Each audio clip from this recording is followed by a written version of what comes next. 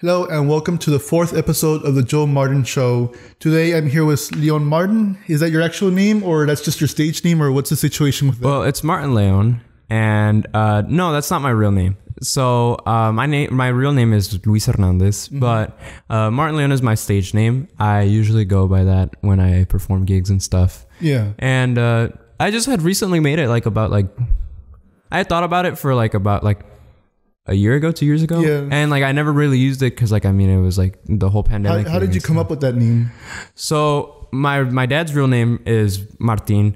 And my first name starts with an L. And I was like, well, I wanted something more cultural and the aspect that Latino or something like that. And Leon was I guess something that I just had come up on. I was just thinking about it and I was just like, Leon, Martin, Leon. And I was like, okay, this works. And I like it. It's cool. It fits. It fits. Yeah. It's not I guess too corny, but No, that's what I had to do too, because when people think about my name is Jose Luis Martinez, but for a show, for YouTube or anything like that, there's so many Joses, there's so many Luises, Martinez. My name's completely common. Yeah. So you know what? Let me just chop up the letters and I put Joe Martin because it's 3 syllables. It's easy to pronounce. It's not multiple. Yeah, definitely. And that's one of the things that I was thinking about. If I do end up having people interested in my music and stuff, I don't want them searching up Luis Hernandez into Spotify. You know what I mean? That's really, I don't know. I don't really see myself seeing other people do that, and especially because my name is super common. We just have really common names. Yeah, it's awful. Yeah, well, not awful, but it's just it's so common, so it works against us. Yeah, it does. It's very. It works against us a lot of the times. And lots of people get confused with my name and stuff with other people because they say it's this Luis, but it's another guy from another from place some other area. From some other area. I'm like, oh, okay, all right, sounds good. So what I found really interesting about you, first of all, is that you were the first musician to actually contact me. Most people I have been already talking with, and you're the first one to contact me.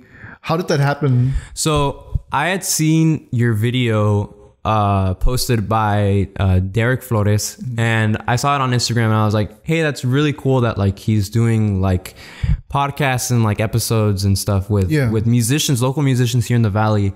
And I thought that was really awesome. And I was like, well, if he's going to give us that opportunity in being able to really bring out who people are in the Valley and stuff, and true talent here in the Valley, I think that it should be more known, it helps me out. It helps you out. It's a whole relationship. Yeah, it helps everybody out. Yeah, it helps everybody out. And it's awesome. I think that doing podcasts and stuff, and podcasts in general, are really cool. Yeah, it is. Yeah. And to be honest, actually, I was actually eyeing you for a while because I'm I was seeing you play guitar on Instagram. I'm like, man, this guy's really cool. I'm but so do I ask him? Because I usually to go to a musician's performance first, just to see how their vibe is, talk with them, and then maybe eventually ask them, because I feel it's weird if I just randomly ask you hey, you want to come on? You want to do. And I have tried doing that with somebody, and they have been iffy about it. So I'm like, you know what? I don't want to push this. Yeah. What's it called? Yeah. So I hope that person's not seeing this, because there's a guy I want to get on, and I feel I've been maybe I've been a little bit too pushy. But what's it called? No, yeah, it's a great thing. So with you, I already wanted to get you. The other question I want to ask was, what is it with you and Derek with John Mayer? Me and Derek with John Mayer. I mean, John Mayer is... because he seems to inspire a lot of guitarists. Yeah. So one of the first things we had kind of connected with was John Mayer. He had played some song, just a John Mayer song, and I asked him, hey, that's really awesome and whatever. And every single time after that, he has played a John Mayer song every single time that I arrive at a gig. He knows. And he's like, this is for Luis and whatever. And I'm like, that's awesome. Yeah. And John is he's one of my aspirations in guitar world and stuff, and guitar music and songwriting in general. I think he's a great songwriter and stuff. And yeah, I mean, I find that I tend to like his music a lot more than other people's. What do you think that is? I think he's a great songwriter in that he has the ability of writing really captivating like progressions and writing really captivating music. Yeah. Not just lyric wise, but instrument wise, composition wise, like it just melodically, sorry. No, yeah, It's really great, and he's awesome. He's, you know, aside from being an amazing guitar player that he is, like being called basically a genius by, you know, greats like Eric Clapton and playing with B.B. King and stuff. Like, aside from that, like he's just really a great musician in that he really understands the whole music thing, and he understands deeply what it means to be a musician, how to write, and like, I mean, it's pretty awesome. Like it's just, you gain lots of knowledge from that. That's just listening. Yeah, I need to listen to his music because honestly, like, I haven't listened to like John Mayer music. I tend to be like, I listen to, you were criticizing this earlier, but like I really listen to like 60s, 70s, 80s music. No, I mean, that's great music. Like I know what you get, but like you meant like people who like say like, oh, music died when that era passed away. I don't really understand that whole thing of like music died back then, because I mean, there's great music now. I agree with that, because like even now, like there was the band I found recently, like probably like 3 years ago. They're called the Struts. They're a British glam rock band, and if I could like say anything, like they're kind of like Queen. Like the lead singer, he basically has his own style, of course, but he has like an energy of Freddie Mercury, and it's amazing. Like there's lots of music nowadays where people really tend to like say like they hark back into like, you know, what used to be like the greats and stuff, like, you know, the Beatles, Stones, and you know, all that, and they say like, that was great music, that's never going to happen again. And I understand that. Like I understand that there's never going to be another Beatles, there's never going to be another Jimi Hendrix, there's never going to be, and that's great. Like it's great to revere those musicians. However, you cannot close your mind and saying like, oh, that was the only great music ever, and there's nothing else really going on right now.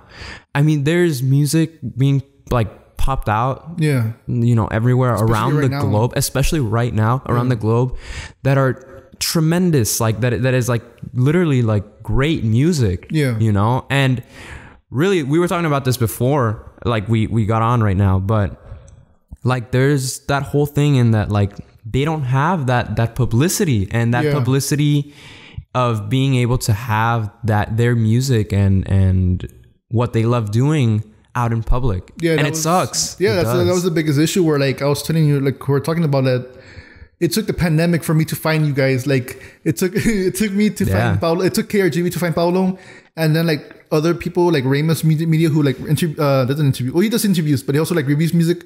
It took a pandemic for me to like find you guys. And that's I mean, that's just a lot, like in a bad way. I mean, there's even before like the pandemic, like I had met Paolo at an open mic there in McAllen, and like he was a chill dude. Like we talked, and he was cool. He played original music when I went. I just played some covers, and it was really awesome. Like seeing that was like one of the first times that I had like a bonding. Like a bonding with other musician, one, and two, like really understood that there's actual great music here in the Valley. Like before I entered this whole like music thing, I had no idea the type of like creative talent people had here. I had no clue. And then I started gigging and stuff, and I started playing like at different like, you know, cultural events and stuff. And then I realized like, it's like, oh my gosh, there's so many talented people here that are living in the Valley. There's an actual community. And the whole problem is that I wasn't able to find it because that community is not like, it's not solid. It's not in stone yet. And I think that's one of the things that we have to do. That needs to be fixed, because like I was telling you, like most of them are just like coffee shops, once in a while some small events, and like they need to like, again, it's a responsibility for people to find music, but also for the musicians to get out there. Definitely. It's a responsibility in that relationship, in that like as a musician, you have to like yourself have to put yourself out there, you know, start playing gigs. You know, if you want to write music, start playing with other musicians, like playing bands, like do lots of that stuff. Like, you know, really put yourself out there. But I also think that there's also a responsibility for the listeners to understand that art and music is still relevant, and there's always going to be new music. There's always going to be new art. And there has to be that connection in saying that like you have to really understand those people and say like, you know, hey, like this is great music. And that's awesome that you're doing this. Like, keep going. Like, we should, you know, really get yourself like into other places and get this whole community started instead of just like saying like, oh, you're a musician, that's great, and then period. Yeah, it just ends there. Yeah, it ends there. That's really what music is right now, is that, oh, that's great music, period, and that's it. Yeah. There's nothing that is going on in that, like, trying to promote other people. Like how you say, like, for most of us, like, it took a whole pandemic and us, like, just to be found in that, like, in that whole, like, niche of musicianship.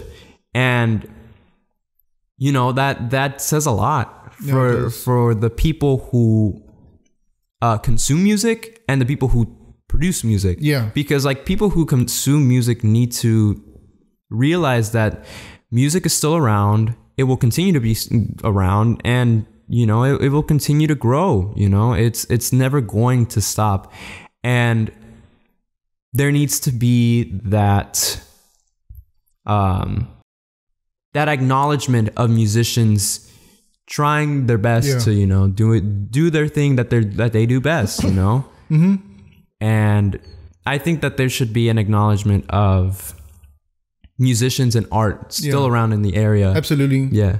And that was the other thing where we're talking about how with how the pandemic basically helped you guys be found. Like, there's a whole issue where people think that the internet enhances real life, but in actuality, it's the other way around, where people follow you based on what they see in real life, and then they follow your social media. Yes. And then that's how you get a bigger following. Yes. People think you can just promote yourself on the internet and just post music on Spotify, but like, that's not going to help you grow. It'll help you a little bit maybe, but like being out there, building a community, like going gig to gig, that's how you get an actual following. Definitely. Like, I follow like about like 2 or 3 accounts like on Instagram that I had followed like during like the whole pandemic thing in quarantine, like where they had grown like into a point where like there was people who followed them on, like, you know, in person and stuff. And that's awesome. That's great. Like, but again, it took that whole pandemic and people to like go online for people to like, you know, really bring out and really acknowledge like those great artists, right? Yeah.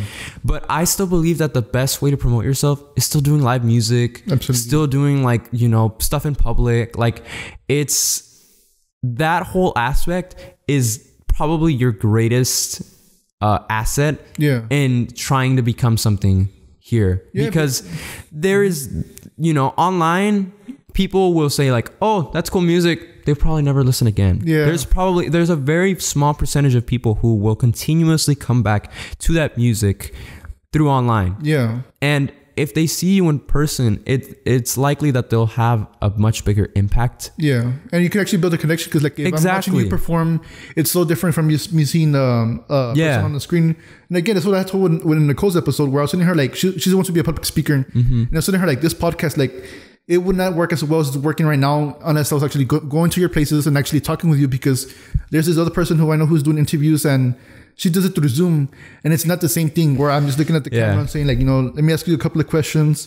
And not only that, but like she has like questions prepared, written down. Like anything I'm telling you right now, like we're just having a discussion. Yeah, like I had no idea like what you were gonna talk to me about. Like, it all, and that's what I love about podcasts, because like it's a conversation. Yeah. It's not scripted. It's not like an interview, almost like I guess like a TV interview or something like that. Oh yeah, it's nothing formal. Yeah, like where it's very like, oh, here are the questions. So like, it's very corporate. And like, I think it's cool. Like, I mean, it's like, you know, you do it and it's pretty awesome. Like, you know, you have the privilege and opportunity to do that. Yeah, because KRGV is trying to do that. I was seeing them expand more into entertainment. I'm like, I need to hurry up.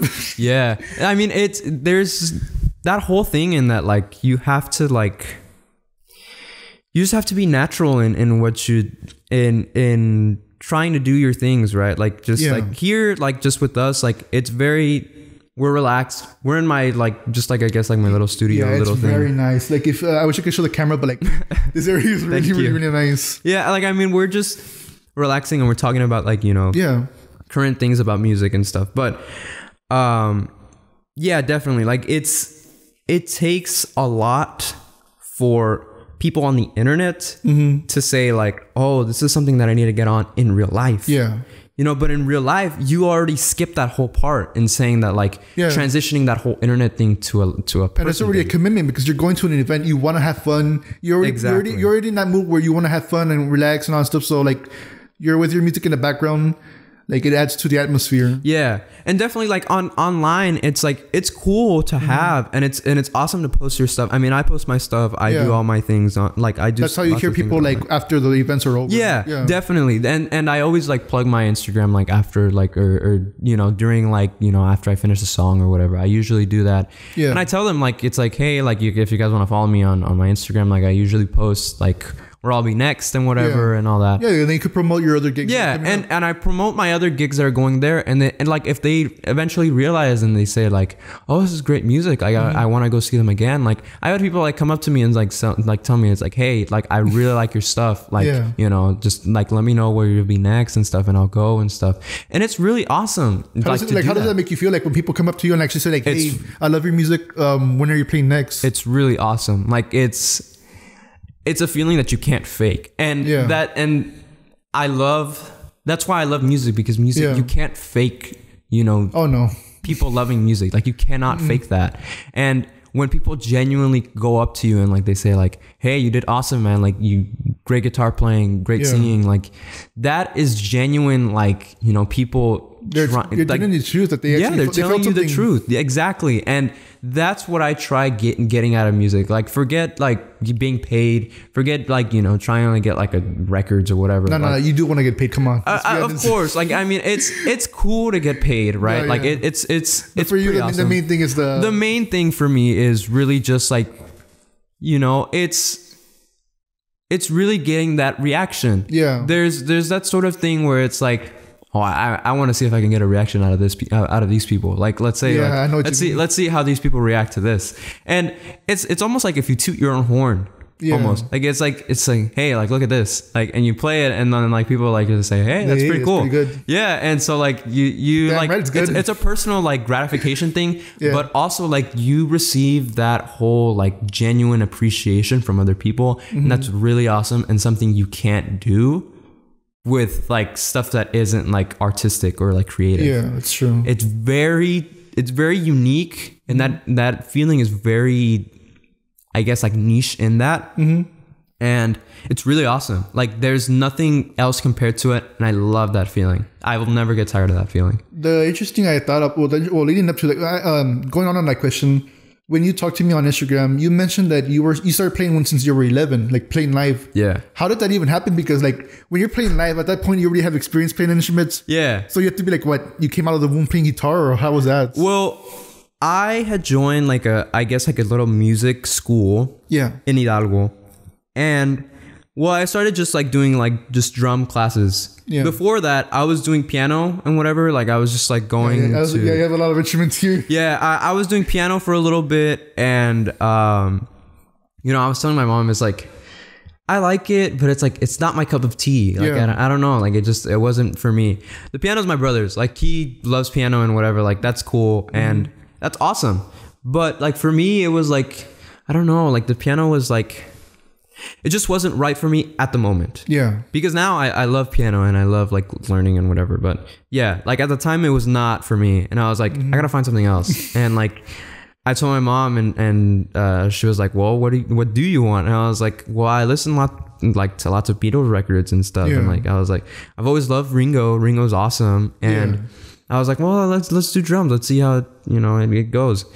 And I joined that little school. I have, like, my first, you know, like, my first practice or my first lesson on a Saturday. It was, like, in January. Yeah. And I didn't know it at that time, but my teacher would become, like, one of my best friends that I still hold dear to my heart, like, today. His name is Roy, and he told me, like, he's like, hey, like, you know, we're gonna do, like, drums and stuff. And it's like, have you ever, like, tried playing it and whatever? He's like, I'm like, no. Taught me basics. Yeah. By the end of, I think it was like an hour 30. By the end of it, I had learned Yellow by Coldplay and what's the other song? And Seven Nation Army. It was, like, you know, yeah. It was very, like, you know, it was simple songs, right? But I was starting out.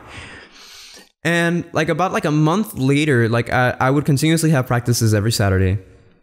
And about a month later, like the coordinator there at that establishment was like, hey, like we do what they call like showcases. And so basically like we expose our students like in a little like show event. That's nice. In that like they put the artist and the teacher, you know, to play whatever they want, you know, and expose themselves into playing music live and, you know, in front of parents and in front of everything.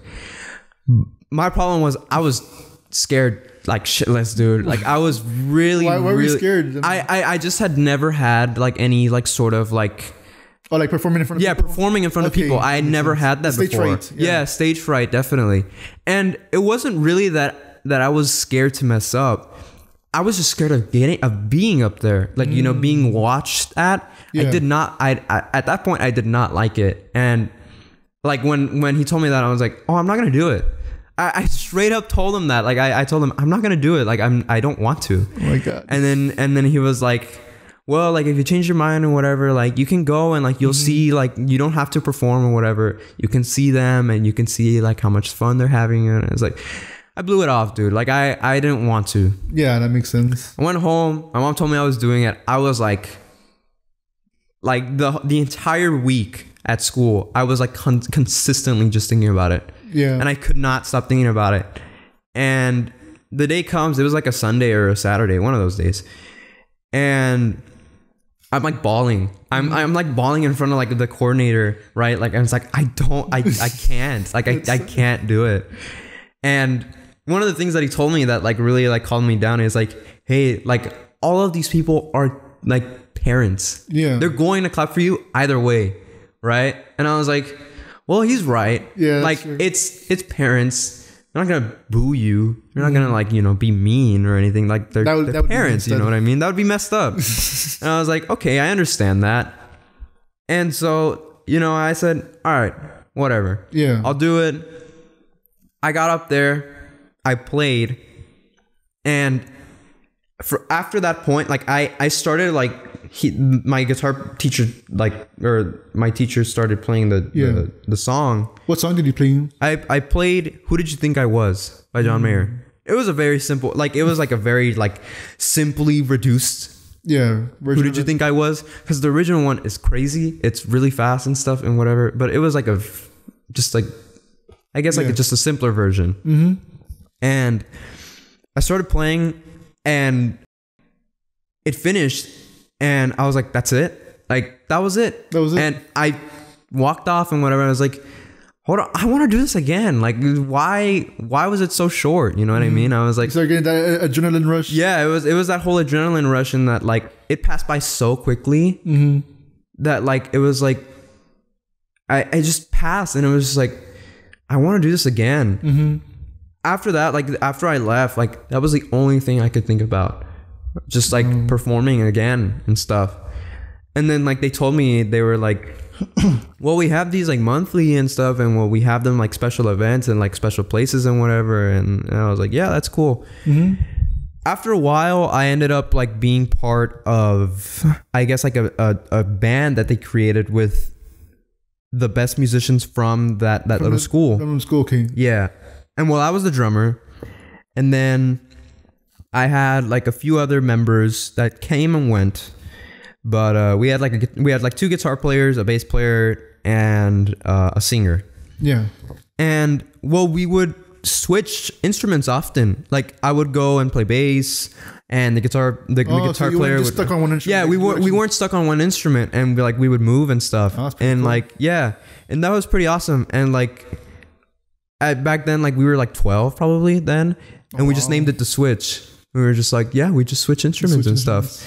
And I was there for about like 2 years, just doing that, and like it was pretty fun. Like we had lots of events. And then the studio got much bigger in that it got more publicity. It started like getting on the news and stuff. And like lots more people were getting into it. And then we started playing much larger events that didn't have to deal with like, you know, that weren't just parents, that were actual like events. So they're actual, okay. Yeah. So like then we started doing like Pharr police or fire department like events or city events, like just any type of city events.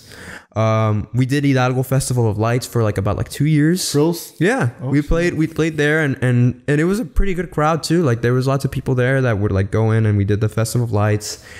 Then we did one at the Pump House in Hidalgo, where they have, I don't know if you've seen it, but it's like a bus. Yeah. And like it's like just like it's almost like a mural of like, and it's like painted in like different types of artists. I wanted to go to one of the events because recently I think they had like a place called Noodle Fest. Yeah, something like that. There were some like people that I wanted to see, like I wasn't able to see it, but like, so that's like a popular area to like. Yeah, so like there's a music scene there, and there's music that has like performed there, and I opened for a Led Zeppelin tribute band once. Oh, for real? There, yeah, and we opened for them, and it was really awesome. I was playing drums at the top of the bus, where there was like a drum set on top of the bus, and I was there, and that was really awesome. Is there any like video footage of that? Or I do have videos and pictures of it too. I'd like to see like afterwards. Yeah, I'll show you, man. And we did that, and then the biggest probably like gig that we had, I guess, that like related to like, I guess, cultural, was Border Fest. Oh wow! And we did that, and it wasn't like on the big stages or any like that, like any main stage. It was like a little small stage that they had at like a booth or whatever, that they had like a space, you know, like they have different spaces for like different types of companies and whatever. And well, they had that space for the studio. And when we played, we had quite a bit of people too. Like it was fun. I did that for about like 2 years. Yeah, I was like about like 13, 14 years old. Do you still remember the set list or no? A bit. I believe we had Dream On by Aerosmith in there. I would love to have heard that. We had that. We had Crazy Little Thing Called Love by Queen. We had, I believe, Come Together by the Beatles. We had some really good songs. Yeah. We had Manda una Señal by Maná. We had a few Maná songs. We had Corazón Espinado. We had we had a few other songs. Those were but those are the ones you remembered, Yeah, those are the ones that I remember. And it was really awesome. And the last time that I had played there, it was right before COVID. It was like March. Oh, shoot. Yeah, it was like March, like, well, it just like passed like a few days ago, like March like 6th, March like something like that we played. And then like a week later, like we were like all at home. And then like, well, this whole thing happened. Everything shut down. Yeah, everything shut down. And well, it was like... That point, I was doing lots of other things. Yeah. By then, I wasn't just in that band. I was doing this whole country band thing with other musicians. So the whole way that I got into that was, I was still in that whole Switch thing, and then my teacher Roy, he started getting together with like other musicians his age and whatever, and they were doing a Beatles tribute band. Oh, for real? Yeah. Oh, that's cool. And well, they had a drummer and whatever, their age and all that. He ended up leaving because not all the gigs that they were doing were paid. Oh, yeah. And so he was very like, like he did like music for money, basically most of the time, and I understand that. You gotta pay the bills. You gotta pay the bills. And I understood that, and I was like, oh, okay, like that's fine. Yeah. And he left, and like, well, they needed a drummer, and Roy was like, hey, like I got like this really good, like, well, these are his words, sorry. Hey, I got this like really good drummer that you guys like would like, and this and that. He's my student and all that. And the guitar player for that ends up being, one of my best friends to this day too, David. He was like, nah, man, I don't believe you, man. Like, it's like, I don't believe that like you have like this drummer and this good drummer or whatever that can play like with us and whatever. And I mean, those guys are great musicians. Like David and Rebecca, who is also a great friend of mine. She was a singer. They had a bass player named Fabian, probably one of the best players that I'd ever met. I've been wanting to see them. I know who you're talking about because I follow David on Instagram, and he has a really like deep voice, and I like it. Like, and they play like a lot of country and bluegrass. Right? Yeah, and so like before like that they were doing that whole thing, we had that like little band, and like David told Roy, he was like, well, just bring him in, like let me hear him. I went in, I played. I think the first song that we played was Ticket to Ride I think that was the first song that we played, or I Want to Hold Your Hand, one of those two. And he was like, yeah, man, like this guy, like he's good. He's got it, you know? And our first gig that we ever did was we did a leukemia charity event, and we did like a cancer event for like one of the, you know, I guess like a little organization. That was really cool, and like that was my first gig, and I played drums there and then. And then we started doing like other gigs. We did like coffee shop gigs. I don't know if you remember Luna Cafe. No, I barely got into the music scene. Oh, that's okay. Like but yeah, that's also where I met Paolo at the open mic. And they had open mics like almost every Saturday. Oh, I wish on the weekends. And we would do that a lot. And we went like once or twice, and it was really fun. Like I brought my drum set, and like we played like very like mellow music. I brought like the little like what are they called? They're like brushes. Oh, okay. Yeah, like the jazz brushes. And like we just played like, you know, that Beatles music, just like more mellow. And it was really fun, and it was acoustic and all that, and it was really cool. And you know, that happened, and then like we just said like, hey, like, you know, the whole Beatles thing was cool, you know, let's find something else. Roy ended up having a child like around the time that we were deciding to like disband and just like start something new. So Roy was like completely like busy with the kid and all that. So like he left and he did like his own thing. Fabian, he was a great player, and he was like, he had perfect pitch and all that. Make it seem like he passed away or something. No. I just he was a great player. We remember. No, yeah, he's an amazing like bass player. He plays all sorts of music, like any sorts of instruments. He plays drums, he plays guitar, he plays bass, he plays piano. He does everything. He like, you give him a note like on a bass, and he'll tell you like the exact notes. Oh, so he plays. Yeah, he has the perfect pitch thing. And I was like, yeah, like this guy's insane. And then he got married, and you know, I had been trying to contact him for a while, like just like, hey, like how are you doing and stuff, like, but I think he might have changed like numbers or something, and I don't know where to contact him anymore. And I mean, he was a great friend, like he was awesome, and he was really cool, and I hope he's doing well. But is that how you make the switch to guitar, or how did that happen? Well, yeah, that's one of the reasons why we started like, you know, moving around and stuff. Like Fabian like was doing other things and stuff. You know, Roy, he was the guitar player, and he moved out. And well, David's whole thing is, you know, country music. Oh yeah. And so like I was like, hey, like he asked me, he's like, hey, do you want to play guitar for this whole country band thing? And I was like, yeah, dude, sure. Like I'll do it. And we got together, and then we had a bass player named Pablo. We had a drummer that I met. He was about like 18 years old, 19 years old. His name was Isaiah. Great drummer. He's an amazing drummer. Yeah. And we did that for about like, I'd say about like 4 months, from like December of 2019 to March of 2020. To the pandemic, yeah. To the pandemic. We did lots of things. We did lots of gigs for Winter Texans.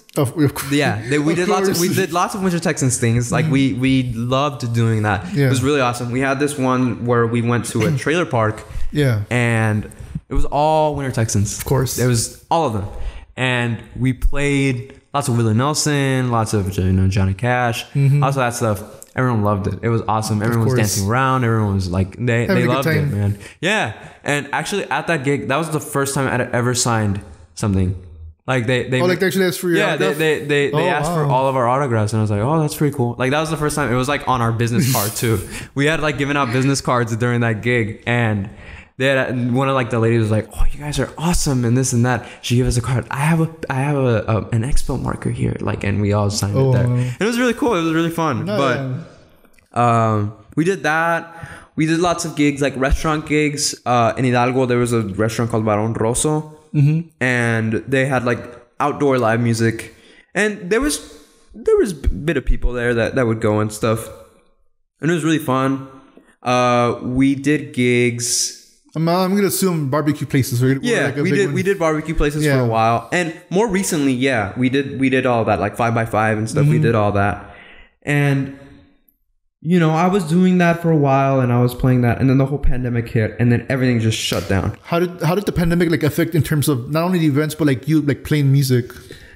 It actually really affected me positively. For us? Yes. Well, since you had more time, I had lots of more time by myself. School online, you know, for a lot of people it was really hard. No, yeah. But for me, it was just like a breeze. I had so much time like left over, like, and saying like, okay, this is probably never going to happen again. Yeah. In that, like, I'm going to have this time off. Mm-hmm. I need to do something about like my music and stuff. Yeah. I cannot sleep on it. And that's a good mindset to have. Yeah, like that whole thing happened. I was like, there's no way this is happening, right? Yeah. Like no one thought that it was going to happen. No. And like, I think like a few like months like before, I had like that talk with my friends. I was like, that'd be crazy if like, you know, a whole like, you know, virus like went out. God. Literally happened, and I was like, wow, that's crazy. You know? I had a similar experience. I had this online friend. He's a Nintendo YouTuber, very big. He does it decently. And we were just talking one day, and he was telling me, I have a feeling that this is going to be our last normal Christmas. And I'm like, what the fuck's wrong with you? And no, and like within March, I mean, 3 months away from Christmas, the whole pandemic thing started happening. When at first it didn't seem like it was going to be a big deal because it happened during spring break, if I remember correctly. Yeah. And right now actually. Yeah. And they said like, oh, we're going to shut down the schools for like 1 more week. And I was there like, so, okay, 14 days, whatever. Then eventually became the whole month and then the whole year. And it's just like, what? Yeah. Like, how did that even happen? Mm-hmm. And well, like, you know, like that gave me so much time. Yeah. To really focus on getting better at guitar, listening to more music, and being like, definitely. You know, better in that, like, and being more open-minded in that music thing. Mm-hmm. Writing songs, that was one thing, like one of those things. I have like... So you do have original music too? I do have original music. I don't have any like published yet, or I don't have anything really finished, like solid, recorded or anything like that. It's really just like ideas still. This is the issue I have with you, Derek and Nicole. You guys have music. You guys are talented singers, but no recordings. Yeah, no, not yet. And I really want to have that whole thing just... I'm very picky. I really am. I had a really hard time, just sidetracking a little bit, but right now I have a trio right now that I'm doing, like a rock blues trio right now. Yeah. And I had a really hard time trying to find a bass player. Really hard time. The drummer, I had met them because he was also part of the studio. One of the best drummers that I know, like, to date. He's amazing. Mm-hmm. You know, gets every single little detail right. Like, he's awesome. But for bass players, it was really hard. You know, especially because not a lot of people do. Not a lot of people do bass. Yeah. Not a lot of people like listening to blues and rock music. True. And then trying to get them to play live, do blues music, play bass, like it was a lot to ask for, right? Mm-hmm. And I'm a very picky like artist, like in the sense of like, if we're gonna do a song, we're gonna do it right. Oh, okay. We're not going to like half-ass it. We're going to do it like the entire way. We're going to do it well. We're going to add whatever we need. Like, we are going to do it the best way that we can. And that's one of like my pet peeves. It's like, you know, if doing music is what you want to do, you gotta do it right. You gotta do it right. Yeah. I've seen the same attitude with you, Derek, and Nicole. Yeah. That you, like when I was with her in the studio, like she was like very picky on like what she wanted done.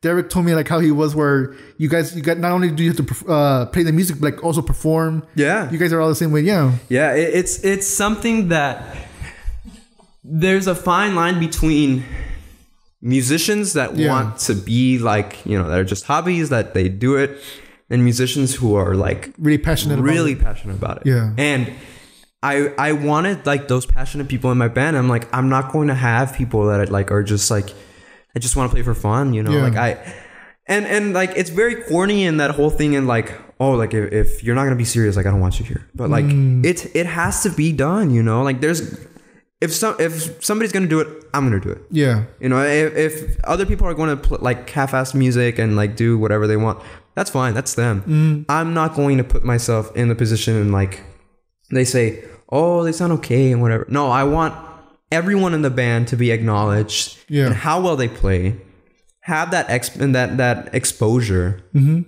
really having fun, you know, and that whole thing. And well, that's one of the things that I had learned during, that whole pandemic. Like I told myself, I'm probably never going to have the same opportunity I'm going to have right now in having that whole time in really learning my instrument, really learning about music, composition, playing live. I spent hours in this room, studio, like playing, through my amps, playing on the drum set, learning stuff on piano. Like I spent hours in here, just trying to get stuff right, over and over and over and over, and saying, what can I change to do this better? Maybe we can add this. Where does this all come from? Because like you mentioned, like you wanted everything perfect when it comes to other musicians. Where did this all come from? Like there had to be some kind of experience you had where like you had like a baseline level of like, you know what, we need to be like that, and I can't accept anything lower than that. What was that? So one of the things was really listening to music. So then again, going back to like, let's say like Mayer or stuff like Clapton and stuff like that. Yeah. They're very great guitar players. But the thing is, they're great guitar players because they have great musicians behind them. Yeah. By themselves, they might sound amazing, but with their whole band, they sound even better. Mm-hmm. And the whole thing about like really having stuff perfect stems from really just being the best that you can be. Mm-hmm. If you're playing live and you're telling yourself like, oh, like I'll just play whatever. Yeah. Like no, you gotta give yourself the credibility of being a musician, and you have the responsibility to do it right. You know, like that's where I think that really talented musicians come in, because like like Derek and like how you say Nicole, like they're very like very picky in what they want. Because like when it came to Derek, he told me the specific event or experience he had was when he saw Motley. I believe it was Motley Crue. He saw them live and he thought like, oh shit, this is what a show is. And anytime he saw like some other concert like where it wasn't up to that level, he was like, I don't want to do that. Yeah. So like I've seen various like bands here in the Valley. Yeah. That were very great. Like they were awesome and stuff.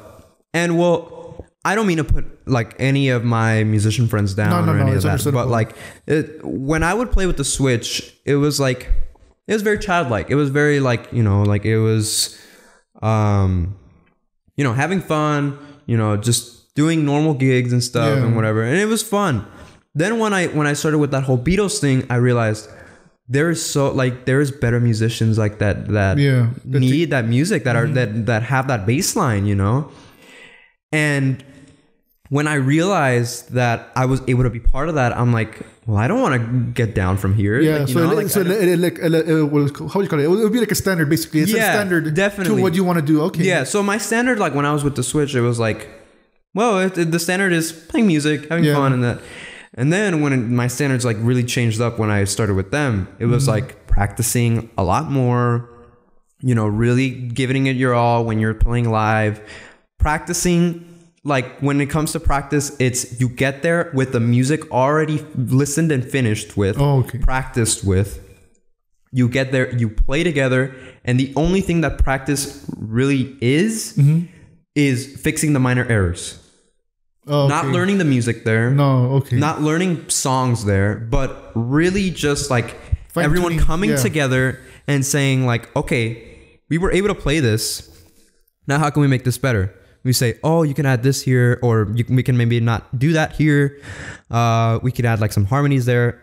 And that was really when like my standards like rose. I was like, okay, there is a lot more to do. That's a lot different. Yeah, because when people think of practice, people think like, oh, we're learning music together, we're playing around. Definitely. But you already had to know the music by then. Yeah, by then, like you already had to practice the music by then. You had to know how to play it. And there's lots of things that come with being a musician. It's like, having chemistry with your players, being able to set in a role, not filling in lots of other people's roles, Yeah. Like there's this really great example in being like in playing guitar, in that like if you're playing rhythm guitar instead of lead guitar, stick to what you're assigned to. I had that really big problem when I was with that country band because I would play rhythm. You would step on each other's toes. And we would step on each other's toes. Yeah. Yes, exactly.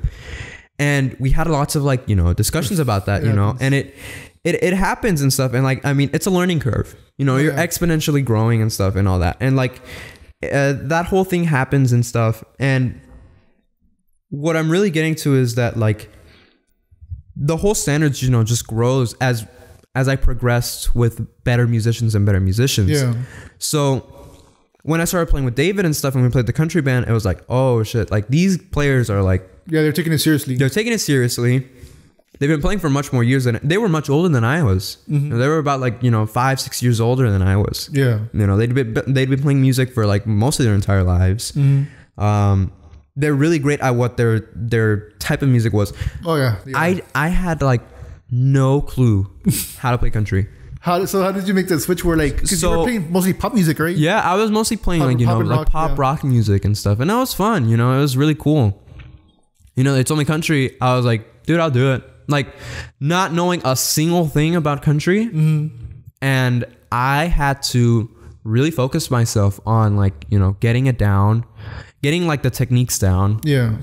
Getting the rhythm parts and lead parts down. Because don't they use a different skill or no? They use different like techniques and stuff and like picking and stuff and all that. And I had to learn it.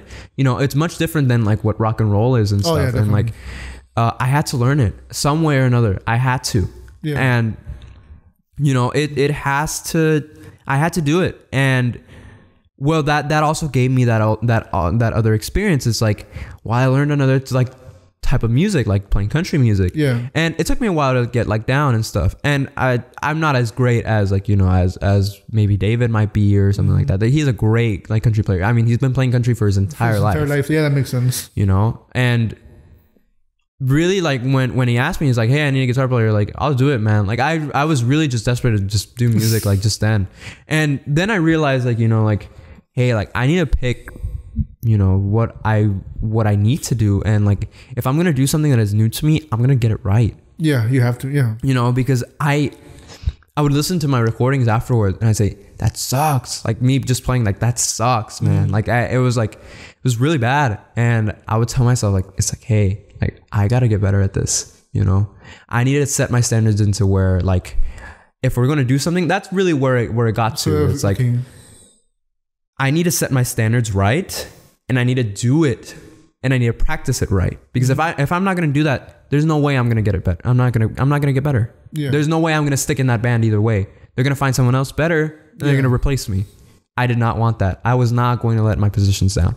Okay. And so that was a thing. Like it was like a whole, thing that I did not want them to find someone else better than me and really just replace me and say like, oh, well, like you didn't practice enough. You didn't do this, you didn't do that and whatever. And that was a big fear of mine. No. Yeah. It's an understandable fear because like that kind of happened to me. Like I explained to a couple of people who know me that back in college, I had made this production company. We would make advertising for other companies. And it all started because one of our professors he would get companies from the Valley and we would have to compete against other groups to make commercials, and whoever won, not only did you get a good grade, but you would also get paid by that company. And it came to the point where I was like, you know what? We don't really like, not to sound bad, but like we don't need him. Why don't we go out and do like our own business thing? And eventually like it kind of fell apart. And even though like I was the one who pitched it and created it with the other groups, because there were really talented videographers, I guess it got to the point where like they felt like they didn't need me. So they like got rid of me, and I feel like a betrayal because I'm like, definitely, how the fuck can you get rid of me when you started it? Yeah, like have you ever seen Spider-Man? Have you seen Spider-Man or no? Yeah, the very first one with what's his name, Tobey Maguire. It felt like that office scene where Osborn's like what's going on? Like, oh yeah, we're selling your company. I'm like, what? I'm the one who started everything. Yeah. That was definitely like one of the things that I was like scared of, like I did not want to be replaced in like being that like that position. It's an awful feeling. Yeah, it is. It's an awful feeling. And thankfully I had never had that experience. Yeah. But that whole fear fueled me, man. It that's what fuels me right now. That thing where like I know where they're at. I want to do better than them, even though I shouldn't have that hatred. Exactly. But it gives me that drive. No, it does. Like you have to like genuinely, if you're going to have like some sort of creative like process and like being a creative person, you have to have that drive. Yeah. It's very rare where, you know, you say like, oh, you know, I'm just doing my best, and then you end up, you know, like just being great, you know, like you have to set yourself a standard. Yeah, you know, absolutely. you have to set yourself and say like, hey, like I want to be like these guys. I don't want to be like them that are playing like, you know, pretty bad. I don't want them like, you know, being them. I want to do better. And one of the things that like I realize here in the Valley especially, is that there's lots of musicians who are not as great, who are getting more gigs than people who are really talented. That brings I'm laughing because Paulo had said where that there are certain people, like he didn't mention any names, so don't go after him. But if you're gonna go after me, and if anything, that there's certain musicians where they're not, he feels like they're not as good as him, but like they're getting gigs. Yeah, it's really weird, and it's kind of like it's harsh to say. It really is, because you don't want to say it, but it's true. It happens everywhere. Like even in comedy, with all there's lots of people who aren't as great or aren't as talented as other musicians, who those musicians deserve literally the world in like, you know, really like getting themselves out there. But because of the lack of attention that people have in music and the lack of like, I guess, knowledge, people just get whoever they want. And like they end up getting like gigs at like major places, you know? And it's happened to me. Like I've had people like, and other musicians and stuff, like where I say like, oh, well, they're good, but like they're not me, you know? And they go out and they get like major gigs or major like interviews or major like, and I'm like, okay, well that's cool. Like that's awesome for you. But you want that. You want to be that of course. Yeah. And that fuels like a lot of the things. And that's one of the things that I had like during quarantine. It was like, there's going to be lots of musicians who are going to do the exact same thing as me. Yes. And I have to beat them in that race. You need to be first. I'm not going to let them That's how I beat feel me about in this that podcast. race. Yeah. I need to be first. Yeah. Yeah. I'm not going to let them beat me in that race. I'm going to get the better gigs. I'm going to get the better deals, the better, like, you know, the better places to play at. Everything. Like I wanted that. And I really did. Like I really wanted that. Why do you say did? Because you make it seem like now you don't. Well, I do still, but I really wanted that because I, at that point, did not realize how much music would affect my life. I had known that I wanted to do music for a long time. And I mean, I have other career paths that I'm thinking about, like medicine and stuff. Like I go to like a high school that has to do with medicine. Yeah. But like really, really, really, if I had to tell you like what I wanted to do, it's music, man. It's music. Like that's what I want to do, really. And when I say like I was like, that was the only thing I thought about. Like it was just like, you know, like it was like, I gotta get this better and I gotta get this like, you know, better than everyone else. I can't let anyone else have that. And, you know, and then like, you know, I did the whole quarantine thing. I practiced hours and hours and hours. I, you know, recorded myself. I started posting stuff online, like around August, July of the pandemic, 2020. And like, you know, I really started doing all that. And continue on. And so, you know, like I wanted to be that guy. I wanted to be that guy here in the Valley and that says like, oh, that guy, like, you know, he really put in the work. You know, you could see. What do you think could be done differently in order to get that position? Because obviously they're doing something. They can't just be getting chosen out of nowhere. Definitely. So do you think it's just like them talking with people, or what do you think it is? So one of the misconceptions that a lot of people have in the music whole thing and the art expo thing is just ask. Yeah. You know, like I've had lots of gigs where I have had, you know, markets and, you know, little like, I guess like shows and stuff where I ask and like say like, hey, do you want music here? Like I'm a musician. And it's like, oh yeah, we want you here. Oh no, we don't want music here. It's like, okay, that's fine. Like if you don't want music there, that's fine. Like and that's again, up to you. It's better to tell you no rather than just leaving you on red. Yeah, exactly. It's better. It's better to tell me no that you don't want music there, or it's just better to just like say like, you know, just really ask people, because if you don't ask, your answer is always going to be no. Yeah, you're never going to be told yes, or that's one of the things. It's like, it's really hard now, especially here in the Valley, to get people to come and find you. You have to let people find you.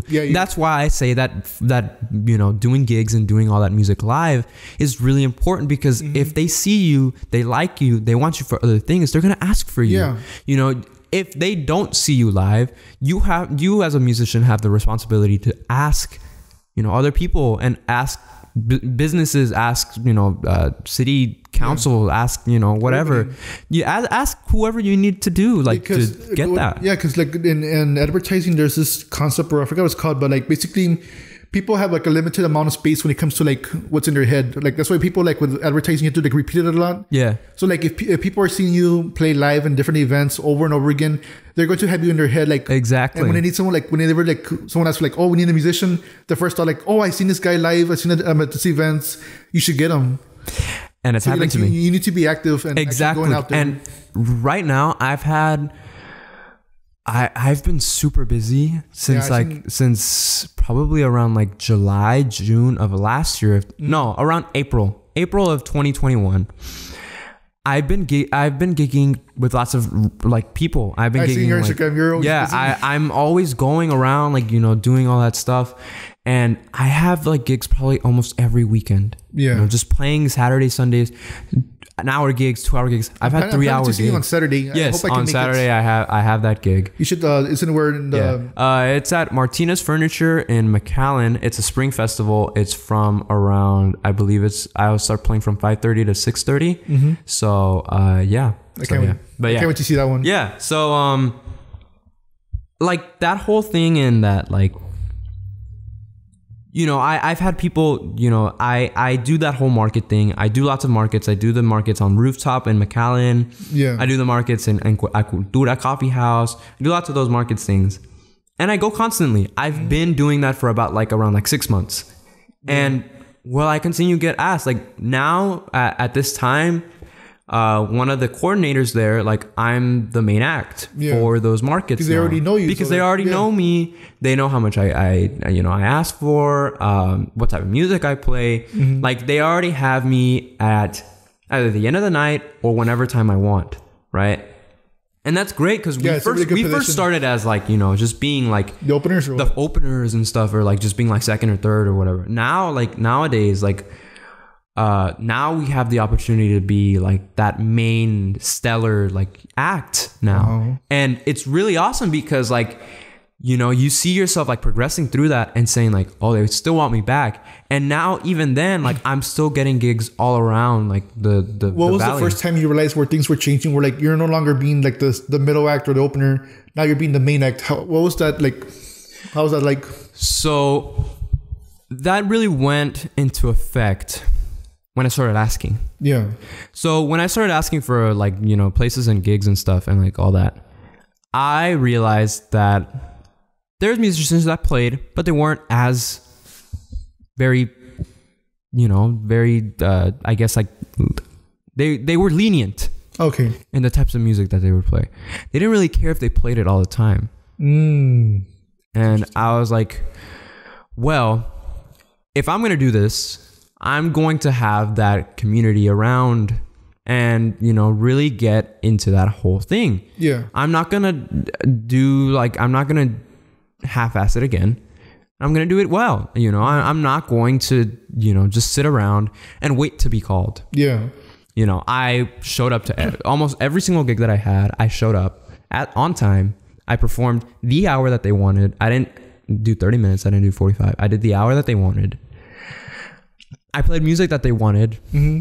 I did music that I liked. And I had that whole, like, you know, performing thing. You're being professional. Yeah, I was being professional. And like, there is a lot of people, again, that I say like, that I don't realize that they are not as professional as maybe I am, or maybe like musicians that are around me are. Yeah. They're getting much better gigs than I am. And I'm saying like, okay, well, what I got to do is ask where to get this gig. Yeah. And how are they getting these gigs? Because if these people that are like, those would be the two questions you want to ask. Yeah. Like if these people are willing and are able to get these gigs, how am I not going to, you know? And so like, that's one of the things that musicians might struggle with. They say like, oh, these guys like played here. Like, that's so awesome. Like, I wish I could do that. You can. You can. Like, you really can if you really ask for it. If you really want it, you can. You go for it, yeah. You go for it. And that's one of the things that I see myself.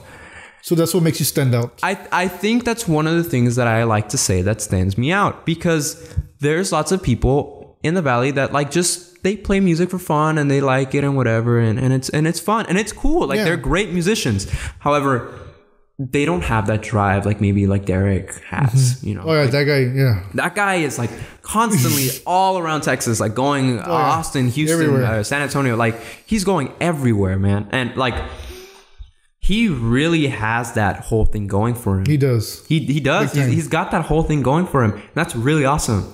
You know, right now, because of his age, like he's much older than I am, and like, you know, he has the ability to like go out and stuff and whatever. Oh, yeah. I mean, I'm still like in high school and stuff. I still have to like, you know, complete my high school degree and stuff. I can't go out into Austin, but trust me, dude. Like if I could, I would be doing it right now. I would be doing it all the time, you know, and that's the thing. Like I'm making the best that I can with what I have now. I need to stop this. I thought you were college students. No, I'm still in high school. Yeah. Oh, okay. Yeah, but so you've been doing this for the amount of experiences you had, like for like your age. Like 5th grade, 6th grade, bro. Damn. Like, yeah. Man, I feel kind of like I'm behind. No, dude, no. Like genuinely, like I've had the privilege in being able to have that whole thing. Yeah.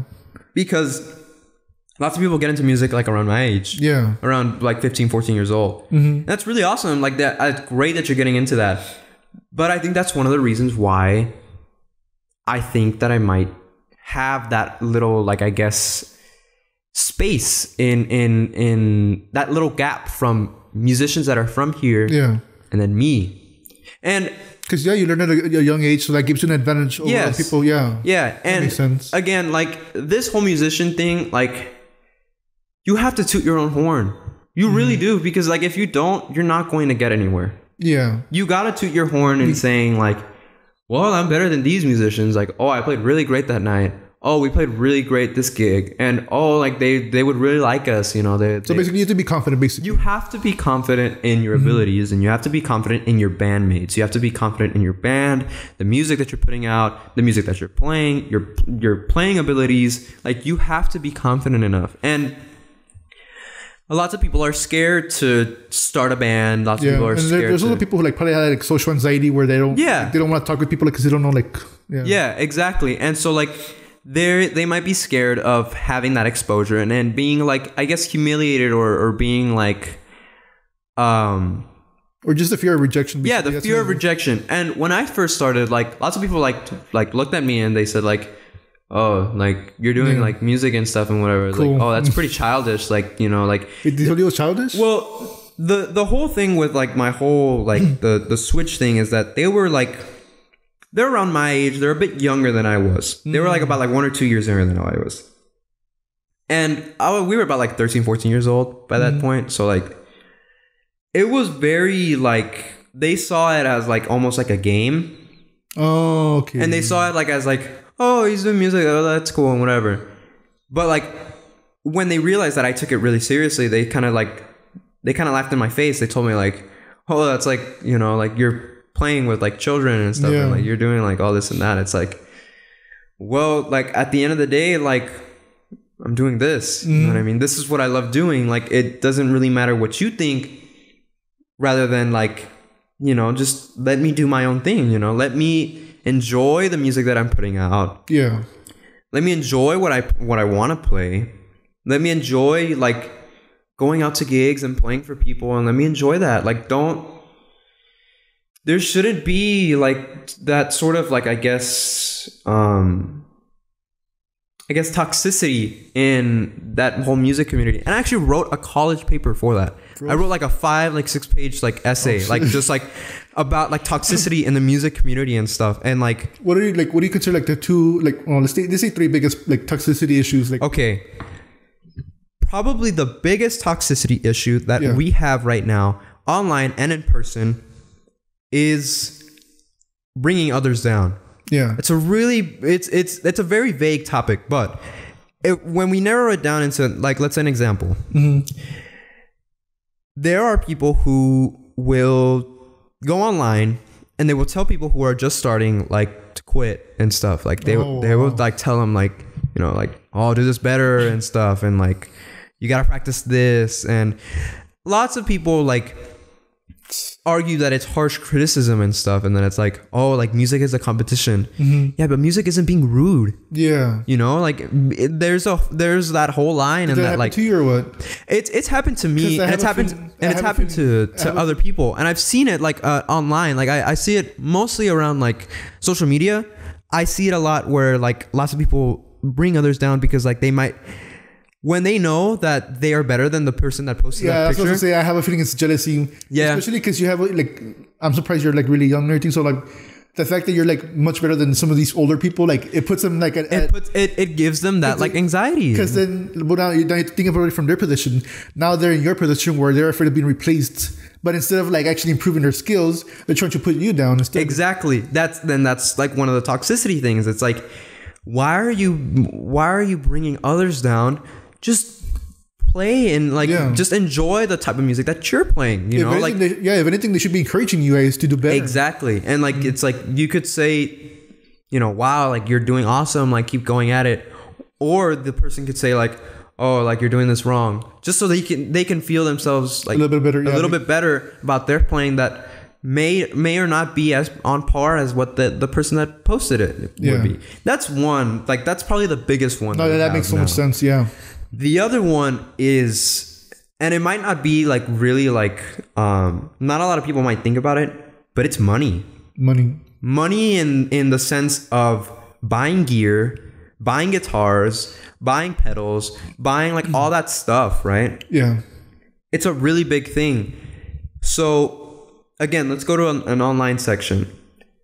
When a person posts a video or some sort of picture with a guitar that might not be as, you know, as great as other guitars and stuff, and like, they might not be as great quality, or they might not sound as great as other guitars that might be built by like handmade and stuff and shit.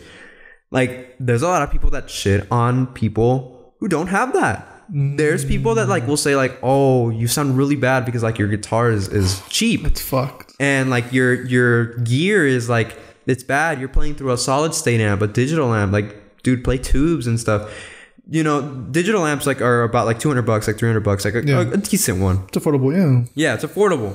Tubes amps are usually around like debating like on which types like you get. Like they range from like $800 to like $3,000, like even more. Not everybody has that and more. Yeah. You know, and there were people that say like, oh, you're playing through a solid state amp, like, dude, like, you suck, like, you sound really bad, like, you play through a tube, you sound much better and stuff. It's like,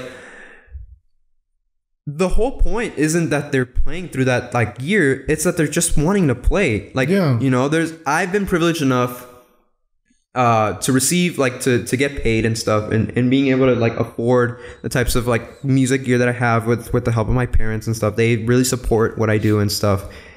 But there's like lots of people who don't have that privilege and having like that many like guitars, many like basses, pianos, like stuff like that. There's people who can't. Yeah. And that's completely fine. However, people who think that their gear is better, and people who think that they're conflating how good their equipment is. Yeah. How they perform. To how they perform. Exactly. Yeah. They compare to what they have to how they perform. So, you know, someone that might have a $3,000 two-rock amp with a custom shop Fender guitar, they'd say, oh, that guy's really awesome. He plays great. He plays a custom shop. He plays a two-rock, you know, whatever. Then some guy who plays like a Fender Mustang through like a little Champion amp, like they say like, oh, like, you play great, but like, you sound bad. And you know, that whole "you sound bad" doesn't have to be involved. Like there shouldn't be that sort of like toxicity in that. And that's that's like probably the second biggest thing. What's third biggest?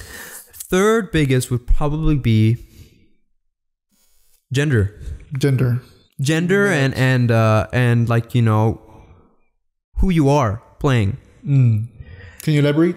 So I've had lots of people, and I've seen it online, where female guitar players or people who identify as other genders and stuff are not as I guess looked upon because of their gender. And like it's like they might be like the greatest players ever, and they might be really, really great at their instrument. Yeah. But because of their gender, like some people, like they blow it off. They say like, I'm kind of surprised at that. I thought you would encourage that, because there has been like female rock bands. Of course. And I'm not saying that every single person for any of these like examples, I'm not saying that it's always like this, but there is it happens, and it's going to happen. This happened at Home Depot too, where there's this girl who, like, she's really smart. She knows where like all the products are at. Yeah.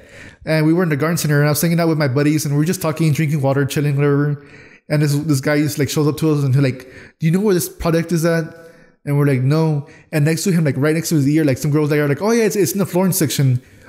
He didn't pay attention to her. And then he was like, "So you guys, any of you guys know where it's at or not?" And she kept saying, "It's in the flooring section, like right here to his ear." When I pay attention to her. And then I said like, "Oh, it's in the flooring section." "Oh, for reals?" Wow. And like he flat out did it. But again, it rarely happens, but like when it happens, it's like, oh shit. Yeah, it really sucks. And like it does happen. It does happen.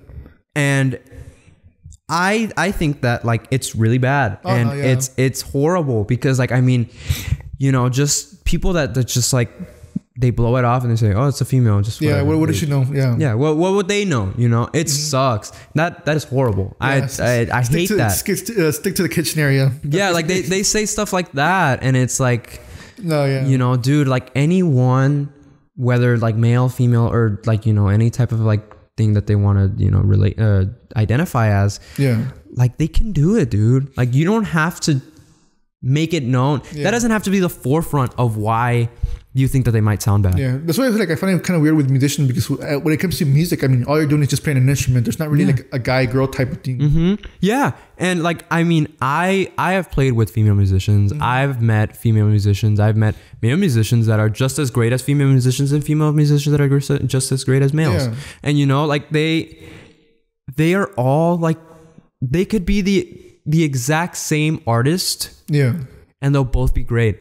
And like, there will be people who will say, "Oh, I like the guy better because he's a guy." Like there will be people who will say that. I wasn't even aware of that part. Yeah. It seems kind of strange, because like playing an instrument, like that's like, it doesn't require like there's certain like differences between guys and girls. Like, 'cause guys typically tend to be stronger, but like in this case, instrument is just playing an instrument.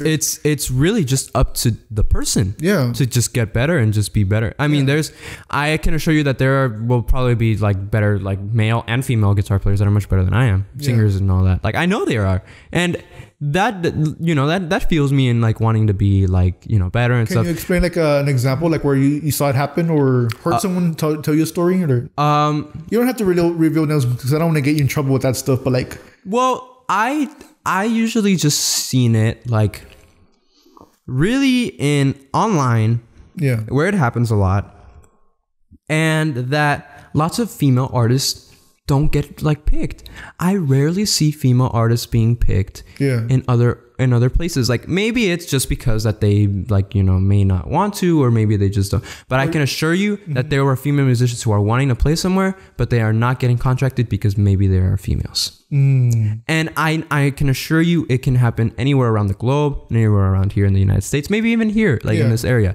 Like there will be people who will want maybe an all male band, you know, instead of a solo artist, acoustic female, or a female rock group, you know, like there will be people who will want that. And it sucks, because like maybe even the females are even better than the males, or maybe the males are better than females. It doesn't matter. You should still give them the same opportunity either way. you know. Do you think it completely is sexism, or do you think like there could be other issues? Because like what I think sometimes like maybe like I know like it's, I don't mean this in a bad way, but like when you're talking with your guy friends, if a girl comes into the conversation, it changes the vibe to what you're having. Yeah, lots of people like they end up changing in that like it's a cultural thing, and like it's a society thing in that like males whenever are involved with like with a woman or something like that, like when they talk with females or something like that, like they will end up like, you know, being it will change. The atmosphere of what they're talking about will change. They may not want to say something as insensitive as they might have, or they might like it happens and stuff. And I think the reason why lots of people like in music tend to pick males over females is because I think it just ends up being that they just think that they're better, that they're better musicians, that they're better artists, they're better songwriters, they're better. And it's completely the opposite. Like there's going to be, everyone can be at the exact same level as a male. Yeah. Males and females can be at the same level. When it comes to instrument and music and all that, it will be like that. You know, there shouldn't be that distinguishment of like people picking males over females and stuff like that, because it just doesn't make sense. Like I can assure you that a female can write the exact same music as maybe a male can, or a male can write the exact same music as a female can. Like, yeah, because for me, like the issue came, well, it's not really an issue, but like when it comes to like female singers or like female like anything, like I really only know one, like or two, including Nicole, but the other one being Natalia. I'm not sure if you heard of her. No, I don't think so. Most of you are guys, like all the musicians I follow, the majority. I mean, most of my musician friends are males. Yeah, and like I know about like two. Well, I mentioned Rebecca, and then I don't know if you know her, but Princess, she is a local musician here in the Valley. No. She puts out music, and she's like an amazing songwriter. She plays ukulele and stuff, and she sings, and she's an awesome singer. Yeah, but I mean, like other than that, I don't know any other female artists or any other female musicians. One more actually. Some girl, she has a band called Royal Angst. She's pretty good. She has like the grunge feel, but like other than that, like most of them are guys. Yeah. So I think maybe that could be an issue where not only do they have to like fight sexism, but there's also like not many of them as far as I know. Maybe it might be just that like some people just some females just don't find it as interesting, but they're the people who are interested. Like they should be getting more recognition. Absolutely. Because as much as I'm pretty sure there are more males who are musicians than females. However, just because there are more males does not mean that they are better. Oh no, absolutely definitely not at all. Like it's but like, it does mean you're going to encounter them more than females, so that could be one of the issues too. That could be, but one of the things that like is like when relating to music isn't biased. Oh no. Music is very just you. Yeah. Music is who you are, what you want to be. It does not look at race, female, like race, gender, color, sex. Like it's just your emotions into a musical. Yeah, it does not. It doesn't have prejudice, and that's why I love music so much, because it doesn't, tell you like, oh, you can't do that. Yeah. It tends to help people bond, especially like if you've ever been in a car with your friends and you're like singing along to a song or a concert, like it gives you that feeling of unity. Yeah. And that's what I love about music. And that's why I continue doing it, because it really is that whole thing of just having that unity and community. And like, as much as people like might say like, oh, like you're doing this, like, or you're just like doing it for a hobby and whatever. It's like, no, I'm trying to get people to like, have a great time with like their friends, family members, really enjoy themselves, just giving them that sort of happiness and that sort of like feeling of like, of really enjoying something, because music is something to be enjoyed about. Oh, yeah. Like whether it's sad music, whether it's happy music, whether it's rock, it doesn't matter. Yeah. Music is to be enjoyed by everyone, and it's a universal language. And I think that one of the reasons why people love music so much is because of that. Because it doesn't tell you no. It tells you yes, yes, yes, yes, yes. And it won't ever tell you no. And that's why I think people have such a big, I guess, emotion towards music. I mean, when I listen to music like that, the music that I love, like I'll cry like to it. What music do you love? I love blues music. That's like one of like my passionate things like about music is just blues music. Whether that be B.B. King, Albert King, Stevie Ray Vaughan, Clapton. How did you get into blues? Because like when people think like Hispanics, like we think like other music. Yeah, like, yeah, definitely. So like blues is like, how did you get into blues? Yeah, I actually don't listen to a lot of like norteño and stuff. Yeah. I don't like I'll listen to it. Like if it comes up in my grandfather's truck, I'll listen to it. Like I don't mind, but I don't actively look for that music. And so my dad is really like, it usually like the whole music thing like kind of stems from like your whole dad and like your parents and like people who have had like influences with you, like your guardians and stuff like that, like has a really big impact on you. And so my father, grew up 70s, 80s. Yeah. Like he was born in Mexico City, but his cousins were much older than him.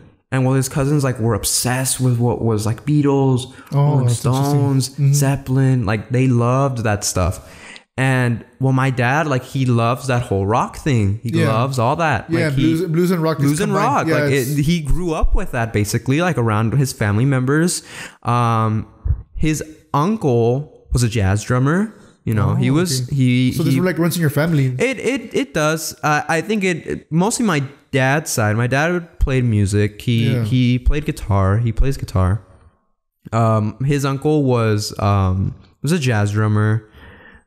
Stuff like that. But I really got my music influences from him more than anything. Then I started getting into that whole music thing I got with Roy and whatever. I started playing Beatles and stuff. I loved already like Beatles and stuff. But then like David and Rebecca, those are my two, like they're like brother and sisters to me. Mm-hmm. Like they really understand me. We have so much fun together. We go places, we hang out, we still talk to this day. They're coming over like, I don't know, like maybe this week or something like that. That's cool. Hey, like we still like talk and we still do all that, and we still like, when we used to play music, we would play music, and sometimes we play music here at home, just like playing by ourselves. Yeah. But I learned music from them. I learned music from my dad, and I learned music from digital catalogs. And that's one of the things that I love about music today is the whole digital music. Because back then, you had vinyls and you would go to the record store and stuff, and like cassettes and all that. Like you would see them, CDs, you would see them, and that's really cool and stuff. It's like, oh, but you gotta buy it. It's like, oh, well, that's, now with streaming services and everything like that, like, it's all at a touch of a button. Like you could discover worlds and worlds of music with just a touch of a button and going and scrolling. So then why don't you have your music online? Yeah, I got to put my music online. I know. I got to finish them. I got to produce them. I got to do all that. I got to do that. But like there's online, there is so much more for you to find. Oh, yeah, definitely. And that's where I found lots of the bands that had a lot of huge impact on me when I was, a bit younger. I found out about Nirvana like through like, the playlist that Spotify like has and stuff, like, like rock playlists and stuff. I listened to, I think one of the first songs that I listened to was Drain You. And I was hooked on that. They were like my number one artist for like 3 years. Yeah. And you had the grungy kind of style. Yeah, actually. And they're so they were really awesome and I loved them. And then I just started getting more and more and more. It's interesting that actually it was Drain You, not like the stereotypical. Yeah, that Smells Like Teen Spirit and stuff. Like, it was actually Drain You. And I loved that song. And it's actually one of my favorite songs still from Nirvana. Do you like try performing it like when it comes to your gigs? Because it is kind of it's not a song that you would really want to play on like, because of the lyrics and all stuff. Yeah. Like, do you still perform it or no? I don't perform it now, but during quarantine, like when I would just play by myself, I'd play that song like all the time because it was so fun. I would love to see you play it. It was really fun. I love playing that song, and right now I don't really do lots of like that grungy thing just because like my voice and stuff. But I love playing it. But it's really fun. It had a huge impact on like the type of like musician I was, what I play, like what I wanted to play like and stuff. And it was great. And then I started getting into more of like, you know, just like guitar music more than anything, just more guitar music. And, you know, I encountered what was Carlos Santana. I encountered what was Eric Clapton. Then from Eric Clapton, like I understood like B.B. King, B.B. King, like Albert King, then Freddie King. And you like, went all through them. Yeah. So who would you consider like the top 3 or top 5 like musicians that like are the basis of your sound? Okay, the basis of my sound. Oh, that's a great question. That was awesome. Basis of my sound would definitely be John Mayer, definitely one of them. I love Rex Orange County. Rex Orange County is a great musician. I think he's a great songwriter. And I have lots of like influences from him. His type of singing, his types of like vocal like ranges and his melodies, the types of chords he plays. I love all that stuff. He's definitely one. Beatles is definitely one, and more the aspect of the songwriting part and how the song goes. I love their progression of music and their progression of songs. Can you elaborate? What do you mean by that? Like, because I don't understand what you're saying. Okay, so like how how songs were written. Yeah. So like they really revolutionized how the song went. So like it was like verse, then the chorus, then the verse, then like a little bridge, then the chorus, and then like finish. You know, they really revolutionized that sort of like style of music. The whole pop. Whole pop, like little, I guess, formulaic thing. And I love like how they do that stuff and how they transform a song like that. Because like you have like such memorable parts and you have such like stuff like that like, you know, really draws in the attention of listeners. Of listeners. Because if you have lots of music, people that tend to say like, oh, it's very formulaic, it's very pop. Like, you know, the reason why people love it so much is because it's formulaic. Because it's a great formula. It's not a bad formula at all. There's a reason why it's so popular. There's a reason why it's so popular. Exactly. Why it works. Because I love prog and I love like progressive rock and I love like, you know, that whole type of thing. It's awesome. But the reason why people don't enjoy it as much as others is because it's not as like, I guess, popular or as, I guess, like as mainstream as I guess the pop formula. And don't get me wrong, I love all that stuff. I love Tool, I love like Rush and all that stuff. I love all that stuff. But like, I think but when I think of writing music, I don't think of that. I think of writing, I guess, like more, I guess, basic songs, more songs that I would say like, I'd listen to this and I'd sing this. They're easy to digest. Exactly. Because like something like Rush, they tend to be like 8 minutes long or like they're pretty long songs and they're complex songs and they're awesome. You know, like when you want to listen to them, but it takes more time. Like you need to be in that kind of mood too. Yeah, you have to be in that kind of mood and you have to be in that kind of, and you know, sometimes when it comes to being a musician, you have to give the space of the society. You can't always just tell yourself, oh no, I'm going to play this type of music and if people don't like it, I don't care. Yeah. Like you have to tell yourself that, like you have to say, hey, you know, I'm a musician. I'm going to be myself. You know, I'm going to play the music that I like, but I also need to let the society appreciate what I have. You need to please the crowd. You need to please the crowd. And there has to be that balance of that. And people who have made it into like the whole prog rock scene and stuff like that, like just like writing stuff like that, they're awesome because they found their whole, like, you know, their whole genre, they found their niche. And that's super cool. Like, it's really awesome that music has their niches. But me personally, when I write music, I don't think of that like sort of niche. I think of just like more like easy to digest music, like saying like, if I were a listener, I would want to put the song in my bedroom, or I would want to put this in the car, and I would like to sing it. That's the type of music I like writing. So that's why I love that sort of like. Yeah, because like when I'm trying to think about, like, there's only one song that everybody knows that doesn't really follow that formula, but it's like a really long song.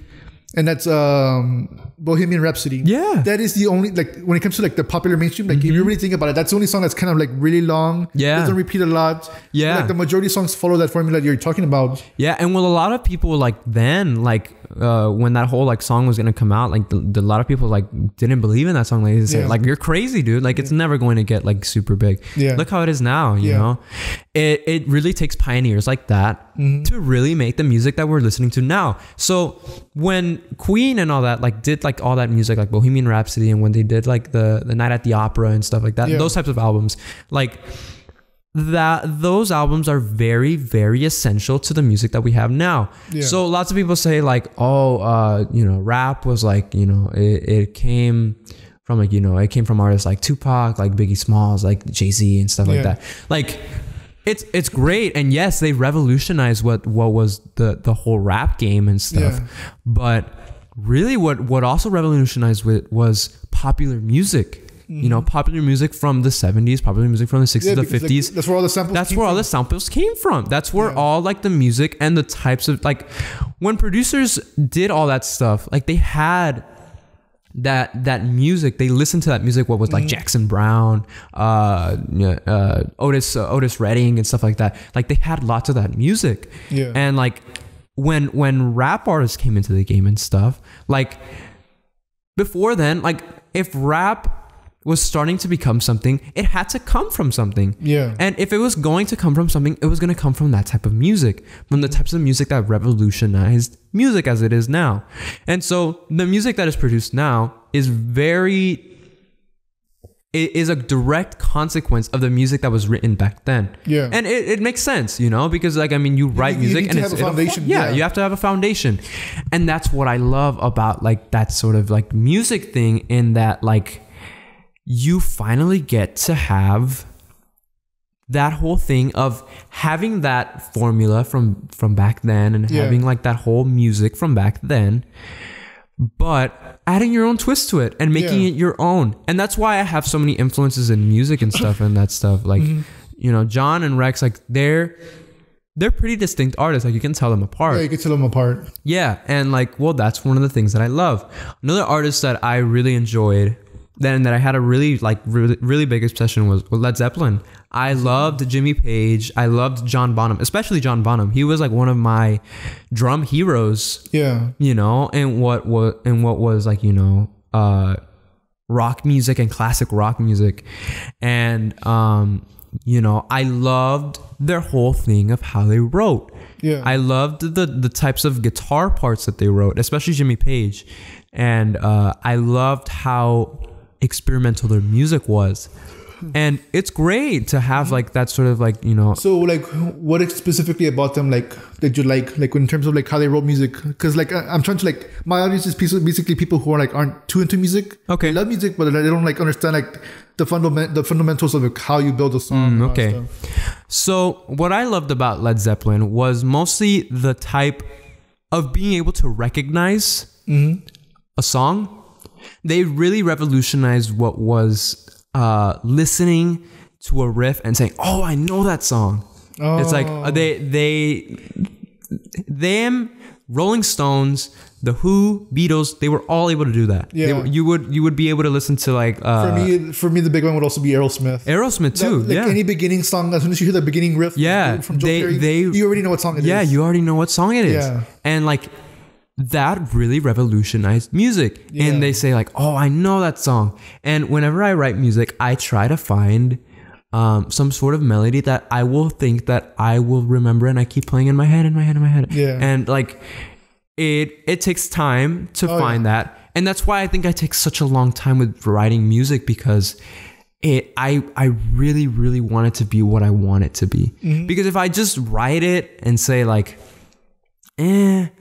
it's like, well, I'll just put it out. It's like I will enjoy that song that I wrote, but I feel like if I would have more time, or that I would have, I could have done it better, and I might have written something like much differently. It might have been a different feel. It might have been different chords. It might have been, and I might have liked it more. You know, so that's why I think I take a long time with writing music, and that's why I loved Led Zeppelin, because they had that down. They had that whole being able to recognize a song like this. Interesting enough, I know this is gonna sound kind of weird. The other one who's able to do that, and this is like not like regular musicians, but like when it comes to like, have you ever like played Mario games or no? If you only listen to like any Mario song from throughout like his main series, there's always that beginning riff that like instantly catches you, and you already know what song it is. You already know what game it is from. I'm not sure if you ever paid attention to that. It's really weird, and I've seen it happen with other types of like I guess like cultural things like video games. I've had that, like I've seen that and I've heard that, and especially Mario, like it has the first 5 seconds you already know, like, you already know it's a Mario, like even if you don't know which one it is, you know already, and like that's an amazing thing to have. Yeah. Like imagine just being able to listen to a song and you already know who it's from. You already know who it's from, who's probably written by, what it's getting at. Like that's awesome. Yeah. Like that's the type of music that I want to write, and saying like, oh, I already know who this guy is. That's him. Yeah. Yeah, that's him. That's what I really want to have. And I feel like if I don't do that for myself, it's not going to happen for others. Yeah. Yeah, that's interesting. What I really wanted to tell you is like, I found it interesting, like how you have like this deep knowledge. You're very like very mature, and like how did this even happen? Because like you're very like well, because you keep saying like you're a high school student. I'm like, how the hell is this guy a high school student? But like you're so like well versed with music. You come off of really professional and mature. Like how did all of that happen? I think the whole thing from that is it came from really. Again, because I was a goofy high school student, like I was always kind of a class clown, and you're very much deep thinker and all that stuff. I just really take my passion seriously. I really do. Like I don't really have time for. I don't really want to sound like it. Like I have grown up already. Because I don't want to do that. I don't want to say that I grew up already. But you are a very mature person for your age. Thank you. And like I don't like. I just want my passion to be something that I talk about and say, oh, I did that well. Like if I end up just not doing music, I go into like whatever other career I decide to. I have family. I have children, whatever, and like they tell me like, hey, you know, what did you like doing like when you were younger and stuff? It's like saying like, oh, I like doing music and stuff, and I did this and this and that and whatever and all that. And you know, it's much different from like saying like, oh, what did you like doing? And it's like, oh, I liked playing music by myself in my room. Yeah, that's not a good story. It's you know, it doesn't really have a great like, you know, like impact, you know, it doesn't really. And really what I'm doing it for is myself. Yeah. And the people who want to listen to music and people who enjoy music, because I want to have that personal gratification in saying, I wanted this. I did it for myself. I was able to do it. Yeah. And on the way there, I was able to help a lot of people. I was able to bring people together. I was able to help like people, maybe even like help people cope with like what they're dealing with through music. Like I really want that. I really do. And it's almost like as if you have to tell yourself like, you know, you got to change your mindset, dude. Yeah. You can't. It's very rare that some sort of like artistic thing gets through to the public without being serious. No, that's true. Like you could be very great as an artist, like a painter or whatever. You could be a great painter, but if you're not serious about it and you're just saying like, oh, like it'll come and all that, like it's not going to happen, dude. Like you gotta give yourself that push in saying, I got to make this for myself. I got to do it. Like, you know, if I really do want it, I got to do it. Yeah, because there's two different parts to it. Like, as being as a serious artist, and I noticed this a lot with Derek. Mm-hmm. The fun part is obviously performing, learning the music, but there's also this whole business side where you need to build relationships, you need to pay the bills, write down your taxes and all that stuff, because it's not just all fun. Like, there's this whole other serious part of it where... Yeah, definitely. Thankfully right now, like, I mean, I do it really just like for fun, just like myself, you know, if it does get much bigger, I will enjoy it as much as I can, you know, but I mean, I don't really have to deal with, you know, having to pay bills, the business side, you know, the business side, but I do have to deal with making relationships. I do have to deal with, you know, getting gigs, you know, because at the end of the day, like, if I'm going to make it for myself, I have to make it a business for myself. You know, I have to be professional.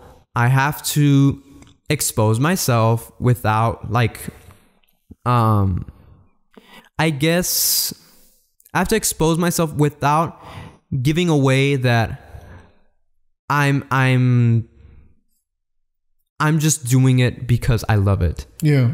You know, I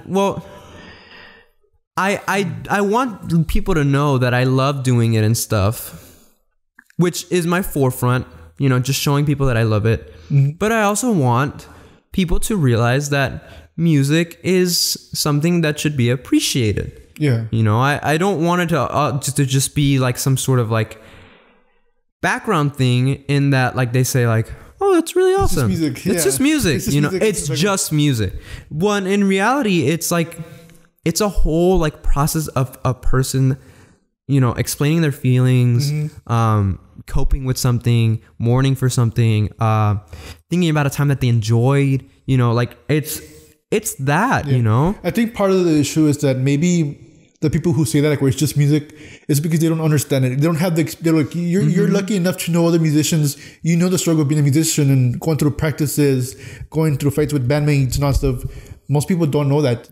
All they listen to is just the end experience. They look at the surface and they say, it's music. That's it. So what do you think musicians could do to help remedy that situation? Because I think adding like background, like showing, like if you were to show like the background, like let's say you're going to a gig, if you were to do like videos where like you show the behind the scenes and people were to see like, also that you gotta like do all this gear stuff, you gotta do sound checks, you gotta talk with people. If regular people were able to see that, I think they would understand you more as a musician. I think so too. And I think that we have to, as musicians and as people, like normal people too. My camera died. Don't worry, okay. The podcast can continue. Okay.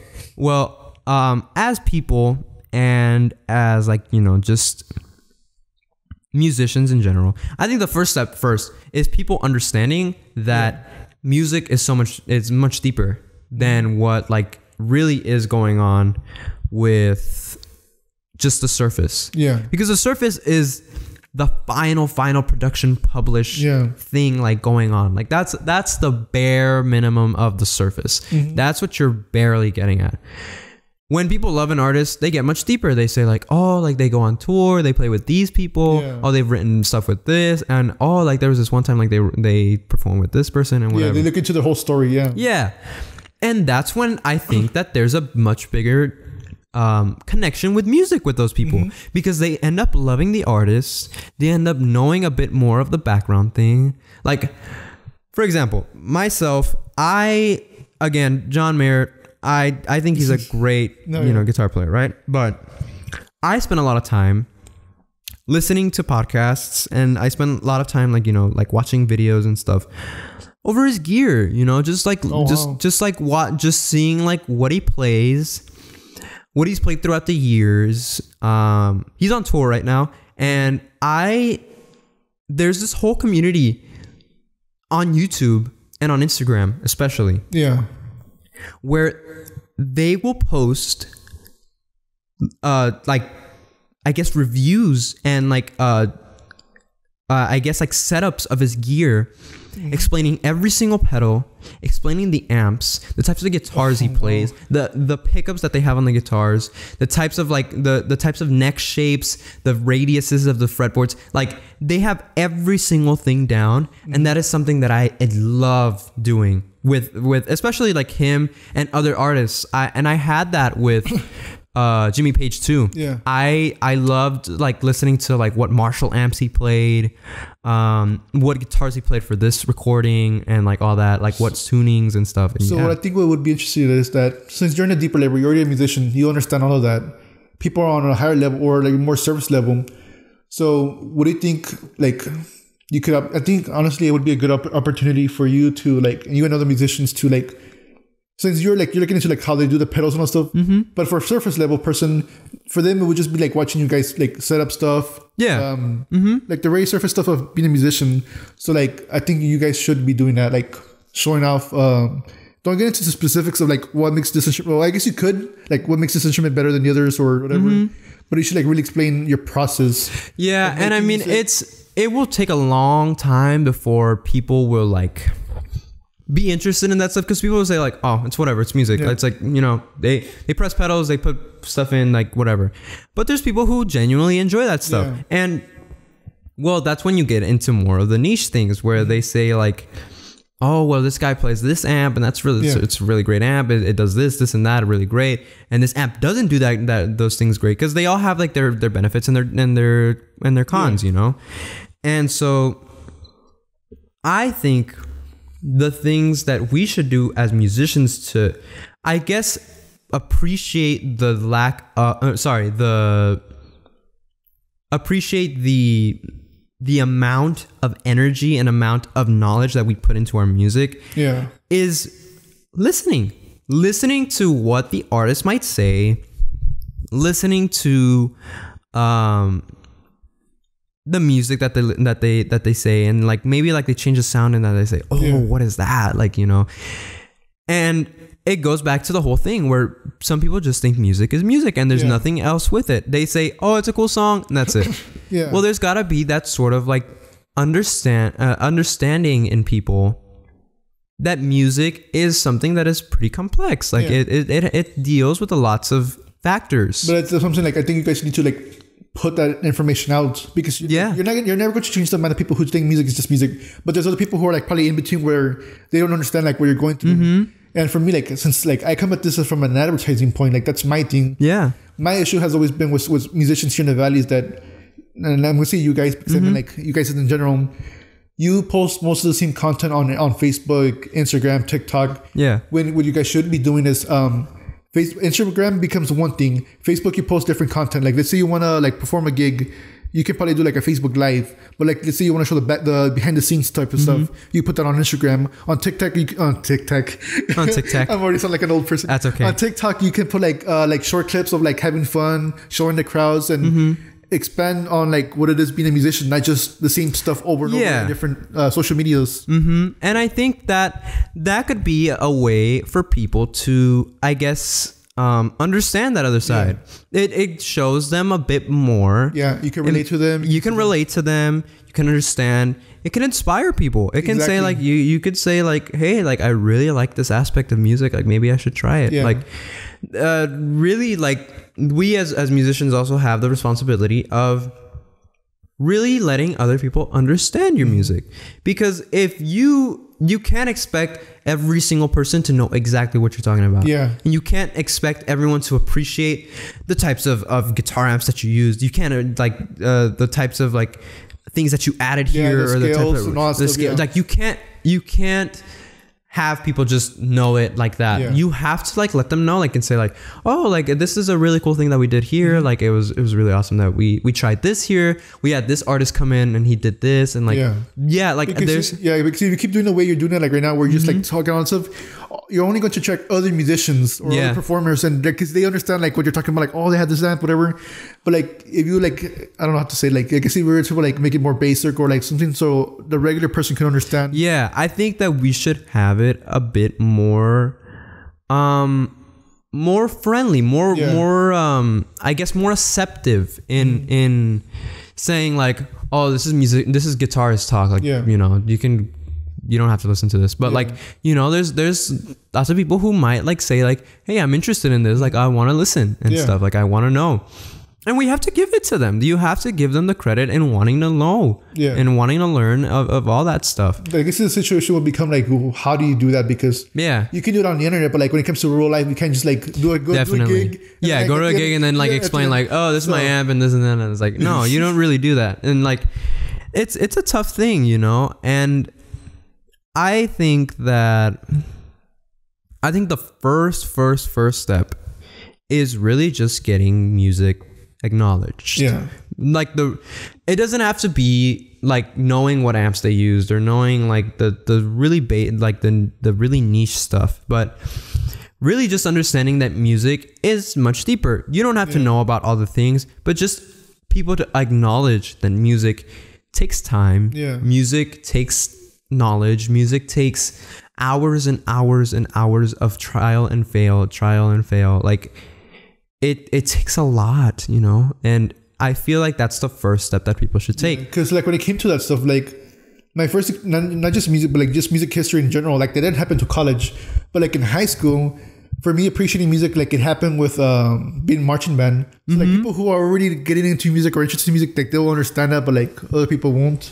Yeah. So like to appreciate music, like you kind of like need to like know the basics. And that takes education, and that it does take education.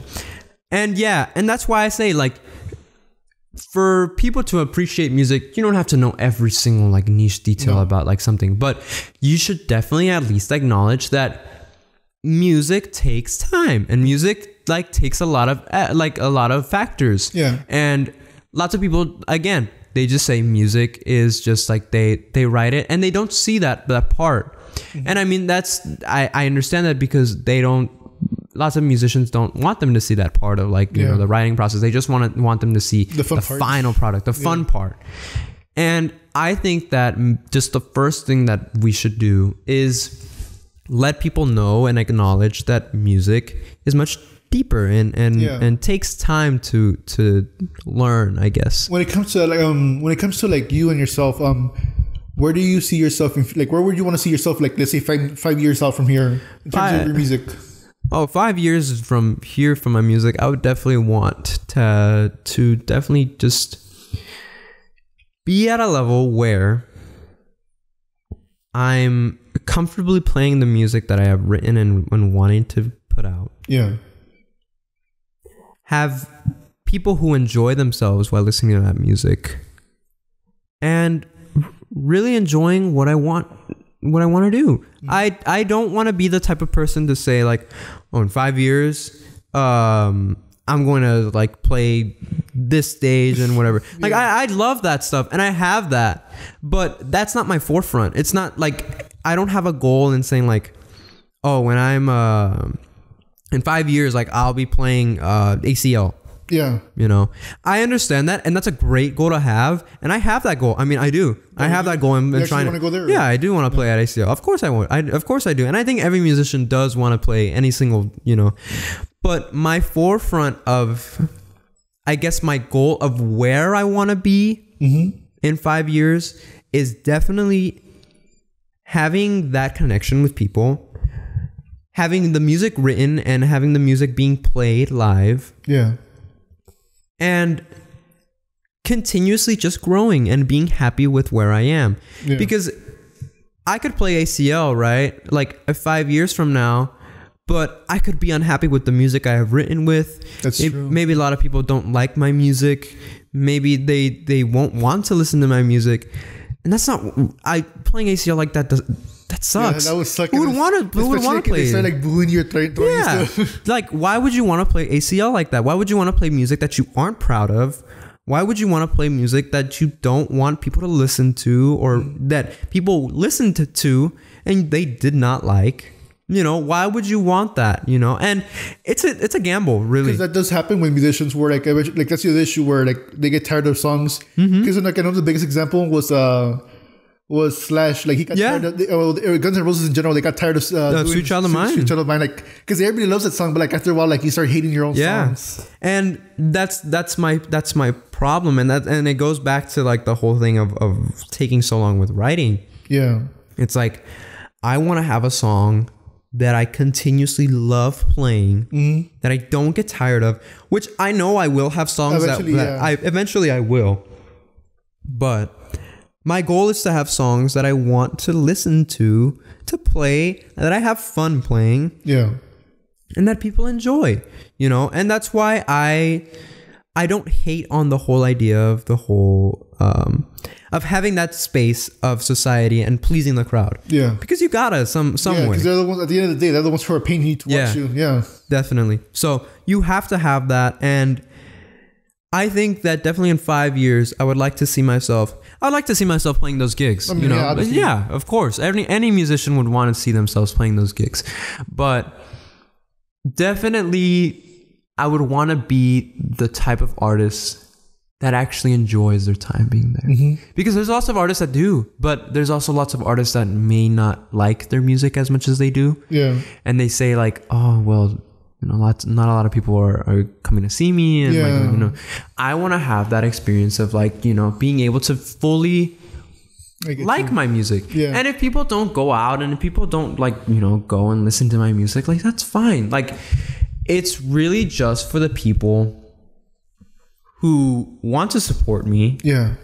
who like my music, and for myself. How would you want people to like recognize you? Like when they see you, like what would you want people to feel or think? Like, I want people to realize, or people to think, or when like let's say my name is said in a conversation, I would want people to say like, oh, aside from he's a great musician. Yeah. They say like, oh, he brings so much out of me. That's really what I want. That's what you really want. That's what I really want. He's like, oh, he brings out the best of me. He brings out like what I want to feel at a concert, or he brings out like what like I really want to feel when I listen to his music. What kind of audience would you want? Like when it comes to like let's say when you think of like Nirvana, like obviously you think of grunge, that like angry. What kind of emotions would you want like from your audience? I'm not saying like angry is like a bad thing, but like, I'm saying, like definitely. What kind of emotions? Type of emotions that people would have. I would want I would want people with emotions that they find. How would I say this? This would be. I would want people that have the enjoyment of being there. Mm-hmm. The enjoyment of listening to music, the enjoyment of listening to my music, and having fun. Whether that be like they're mourning for someone's loss, whether that be they just got out of like a harsh relationship, and they're wanting to live their best life. So you're gonna make like breakup songs or what? I guess I guess like just the like different types of songs that I write. Like, what kind of songs do you write? Out of curiosity? I write lots of songs that have to do with like inner emotions. I think that's a given with one. I like stories. Stories are pretty very cool. Rare. I think that it's very niche, but I think that if I write like almost like a story, I could kind of shift it and like bare bone it into saying like, well, there's no more characters, there's no more, but like there's still a story going on, but it's just you listening to that music and you're that story. I think that that's a really cool way of writing music. Yeah, because I had the discussion with Pablo where I was telling him, or Pablo, that like there's not many songs that have stories. Like right now it's more about like a catchy chorus, like it's a main attraction, or like a hook that gets you on, but very rare is there's like stories. That's why I told him like I love like old country songs, or like even like some like Mexican songs where they give you a story. Yeah, it's not just to sing along, but like it gives you a story and it's catchy. Yeah, and it's a great technique to have in writing. There's like great techniques in that, like you give the listener a setting. Yeah, right? They're there now. You gave them the line. They're there now. Mm-hmm. Now you play with their emotions and you say like, oh, this is how I felt when I was there. Yeah, you like, say, damn. Yeah. Like that's crazy. Like that's exactly how I feel. And I'm there and I'm literally feeling the exact same way as you. And that's what I love like about that. And so I like writing music like that. Because like for me, like the biggest one would be like Vicente Fernandez. Like I listen to his music and like it throws you to like I kind of like the whole forbidden love thing where like I'm going to like some girl's house. She's on the second floor. Her parents don't want me to be with her. Yeah. But yeah, like there's that whole thing of like having that like whole story and setting a scene. And lots of people like think when they write music, it's like it's all feelings, it's all inner stuff. But songs are really poems. You know, you got it. They really are. They're just they're just poems with music in it, with instruments, with notes, with other stuff. And when people think of like I guess when they hark back to school and stuff, and they think of like analyzing poems and stuff, like it's really just like, why are we doing this? Like it's like we know like this guy is like in I don't know some like haunted mansion and like he has like feelings of regret that he killed like maybe his wife or something like that, like some sort of like poem like that. Yeah. It's the same thing. It's the exact same thing, just in a music form. Yeah. It's the exact same thing. But instead of you kind of giving yourself and sitting down and saying, okay, what is this guy saying? you kind of gear them into that. Like you kind of like give them a path and you can take this however you want, but this is the path that I created for you, and you can take it however you want. You could say, oh, I feel exactly like you, and saying like, oh, well, this happened to me and it relates to this and stuff. And like, yeah, I understand this guy. Like it's not very like, it's not too vague in a sense of like, the song can be whatever you want it to be about, but in the sense of, okay, I understand what this guy is saying, or I feel exactly the same way, and like you get me. Yeah, that's the type of music I want to write. To their emotions. Yeah, exactly, and that's the type of music I love writing. Yeah. I think definitely songs that you get to bump up to. Yeah, I love writing stuff like that. Yeah, I gotta have those songs, and I've got a few that I like just have there and stuff, just waiting to be.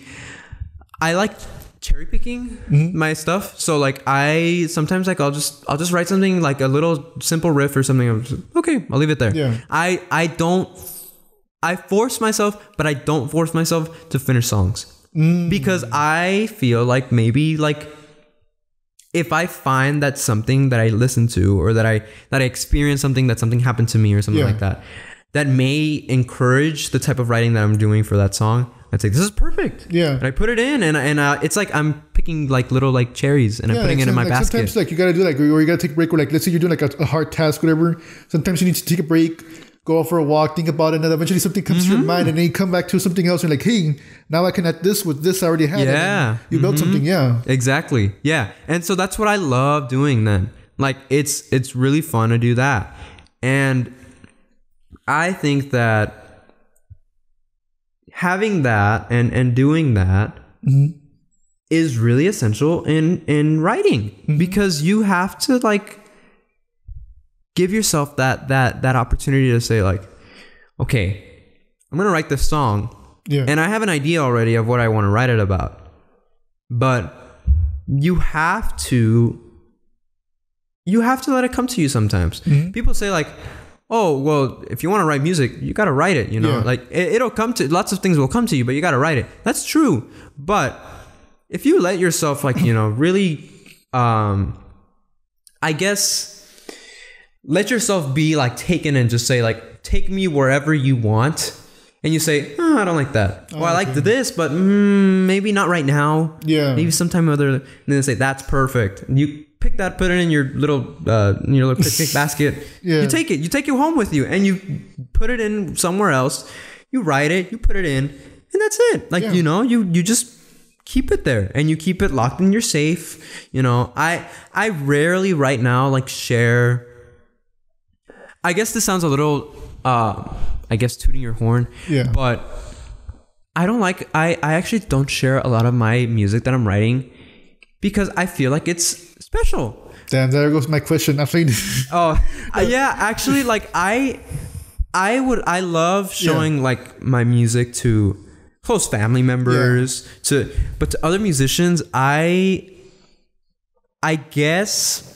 Do you ever get the fear like, what if they steal something from you? I feel like that's one fear of mine. Yeah. That like they might steal from like that whole thing. That safety you have, yeah. That safety that I have. And more than anything, I kind of want to say like, this is my thing. Yeah. If I share with other people and other musicians, like before I say like, this is what I want people to listen to, and this is what I want people to, really come by. It's almost like as if you're giving them an insight to who you are or what? No, but more of an insight into, I guess, the inner depths of my writing process. Oh, okay. So if they listen to that like little riff before like the song comes out or whatever, it's like I'm giving them a pass almost. And saying like, oh, I'll take you through the path that I want to create with the song, but I'm taking you by my hand. Yeah. And I'm not letting go of you. Like, this is what I'm going to make you listen to. This is what I'm going to make you feel. Rather than, this is the path, you can take whatever side you want, but this is really what the song is about. What it encourages and that stuff. Makes sense. So when I think of like showing other musicians my songs and stuff like that, like just to show them, it's like, I'm a bit iffy about it because I like to keep paving the path. Yeah. Right? For people to realize like what I mean or what they want it to mean in relation to the song. And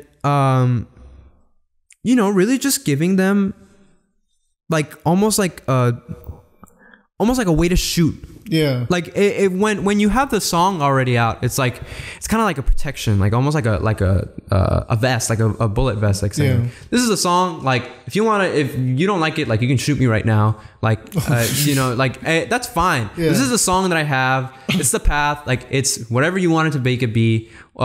This is how I feel. If you feel exactly like that, that's amazing. I'm glad that you relate to me and stuff. And if you feel the same way about it and you understand me, that's also great. I really like that. But without that whole like I guess finished song thing, it's almost like if I don't have that bullet vest, you're exposed. Yeah, I'm exposed to it, and it's like they might say like, oh, that's really cool and all that, and they might not just say anything, but like it's almost like they have the chance to shoot at you. Yeah. So with the bullet vest, it's like, oh well. He wrote it already. Yeah. Like, you can't really change his mind about it. But if he hasn't finished writing it, it's like if I'm exposed and I'm like saying, and they can say stuff about it and like maybe it's negative and stuff. Yeah. And like, it changes the way that you might listen to the song. It might change the way your outcome of the song comes out. Yeah. And I do not want that. Maybe if it's positive. I didn't even think about that. Yeah, if it's positive, it's great. Like, it's awesome. But how will you know? Like, how will you know that, like, maybe the guy does steal it? Maybe the person does steal it, Maybe the person does steal it. And not only are they stealing your song, like, they're stealing your story, your emotions. Yeah, exactly. Exactly. Yeah. That's what I mean. And you kind of have to, I guess, you have to play hard to get. Yeah. With that whole thing. You can't let them just... take you for granted and have you exposed without your vest and tell you like, oh, this is a song that I'm writing about. It's about this, and that. And like, these are the lyrics that I have right now. Yeah. And say like, oh, that's really cool. And then that's it. And then like, then they know it already. Yeah. They know the story already. They understood it before it came out. Yeah. And it's like, you had the chance to shoot. If you shot me, like, it's, you did it. And well, now I don't know how to feel about the song anymore. But if you didn't shoot me, it's almost like, and then it's like, it's very weird. It's very unique. And I don't really understand how to explain it better other than like, they're seeing me pave the road. Yeah. While I want them to see the road already finished. Mm-hmm. And it goes back to what we were talking about, like when people like realize like about when people think about music and they need to know like the inner depths of things. Like by that point, when you're already showing someone like a song and stuff like that you're listening to other musicians and stuff, it's cool, but you're showing them the bare bones of your song, like something that you might not like, fully have like thought about, that you're still struggling with, like, or an emotion that's still going on to this day. Mm-hmm. Like you can't really know unless you tell them. And that gives you even more vulnerability. And so I think that writing the song by yourself and sharing it with the people that you're going to write it with, maybe, writing it with for sure. Yeah, sharing them with that song. Yeah, obviously. But sharing it with other people and other musicians, like, I guess I sort of have like this whole thing of like, I want you to see it when the road is paved. Yeah. When let's say like you just moved into the neighborhood, like, you moved into a neighborhood and you want people to go to your house, but the road's not like carpeted yet. Yeah. It's like, well, you don't want them to go while the road's not carpeted yet. Like, why would you want them to go like through a dirty road and stuff? Yeah. Like, it doesn't make sense. And that's exactly how I feel about that. Like, if the road's not paved yet, like, why would I want for you to come to my house and like, that's interesting. Yeah. And that's what I think about. Yeah. I think that basically sums it up. Yeah, it does. So we're coming up on time. I'm looking right now. All right. Yeah. What was your favorite part of the interview? I think the favorite part of the interview was talking about like the whole concept of music in relation to people's opinion and really getting into the depths of what music means to people. Yeah. I think that's pretty cool. Absolutely. So I want to thank everybody for listening. I know we went a little bit over time because even the camera, that's okay. Died. It's all right. I mean, it happened with Pablo. Later on, I'll try to find a way to like make the camera last longer. So I want to appreciate you for doing this, for contacting Of course. me. No, thank you for having me, man. I'm pretty excited for the positive outreach I'm getting for now. Definitely. And I hope I continue to do this. And honestly, like, I do see you going far with music. Thank you. Like, I'm not just saying this just because we were meeting here and thing. Like, honestly, the way you're professional, the way you're thinking about so much stuff, your knowledge, your depth, everything, you already know what you want, what you're doing. Thank you. You're a go-getter. You have that drive. And to have that at a young age right now, like, it makes me jealous because like I'm barely starting this right now. I'm like 24, 25. Anyone can do it, man. Yeah. And you're starting this from a younger age. Like, you're going to go far. I know. Thank you. Sure. I appreciate that a lot. Well, thank you. So thank you guys for listening.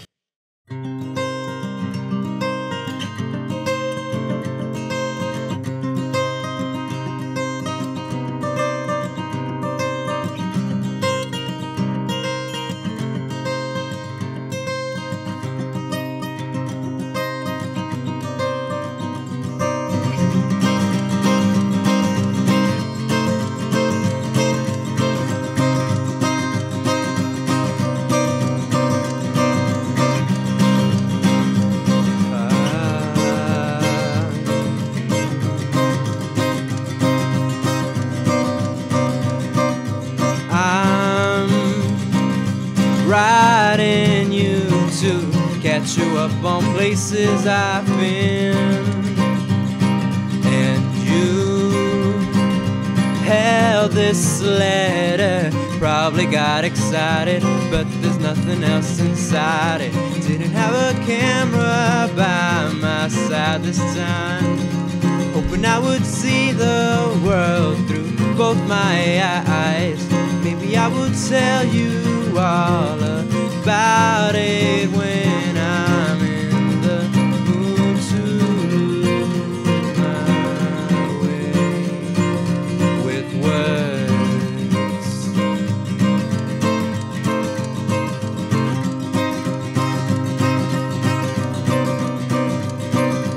Today, skies are painted colors of a cowboy's cliche, and strange how clouds that look like mountains in the sky are next to mountains anyway. Didn't have a camera by my side this time, hoping I would see the world through both my eyes.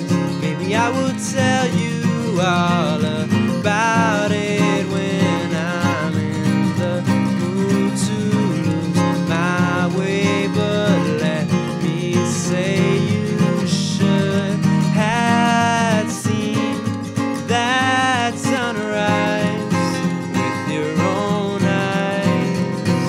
You brought me back to life. You'll be with me next time I go outside. No more 3 by 5.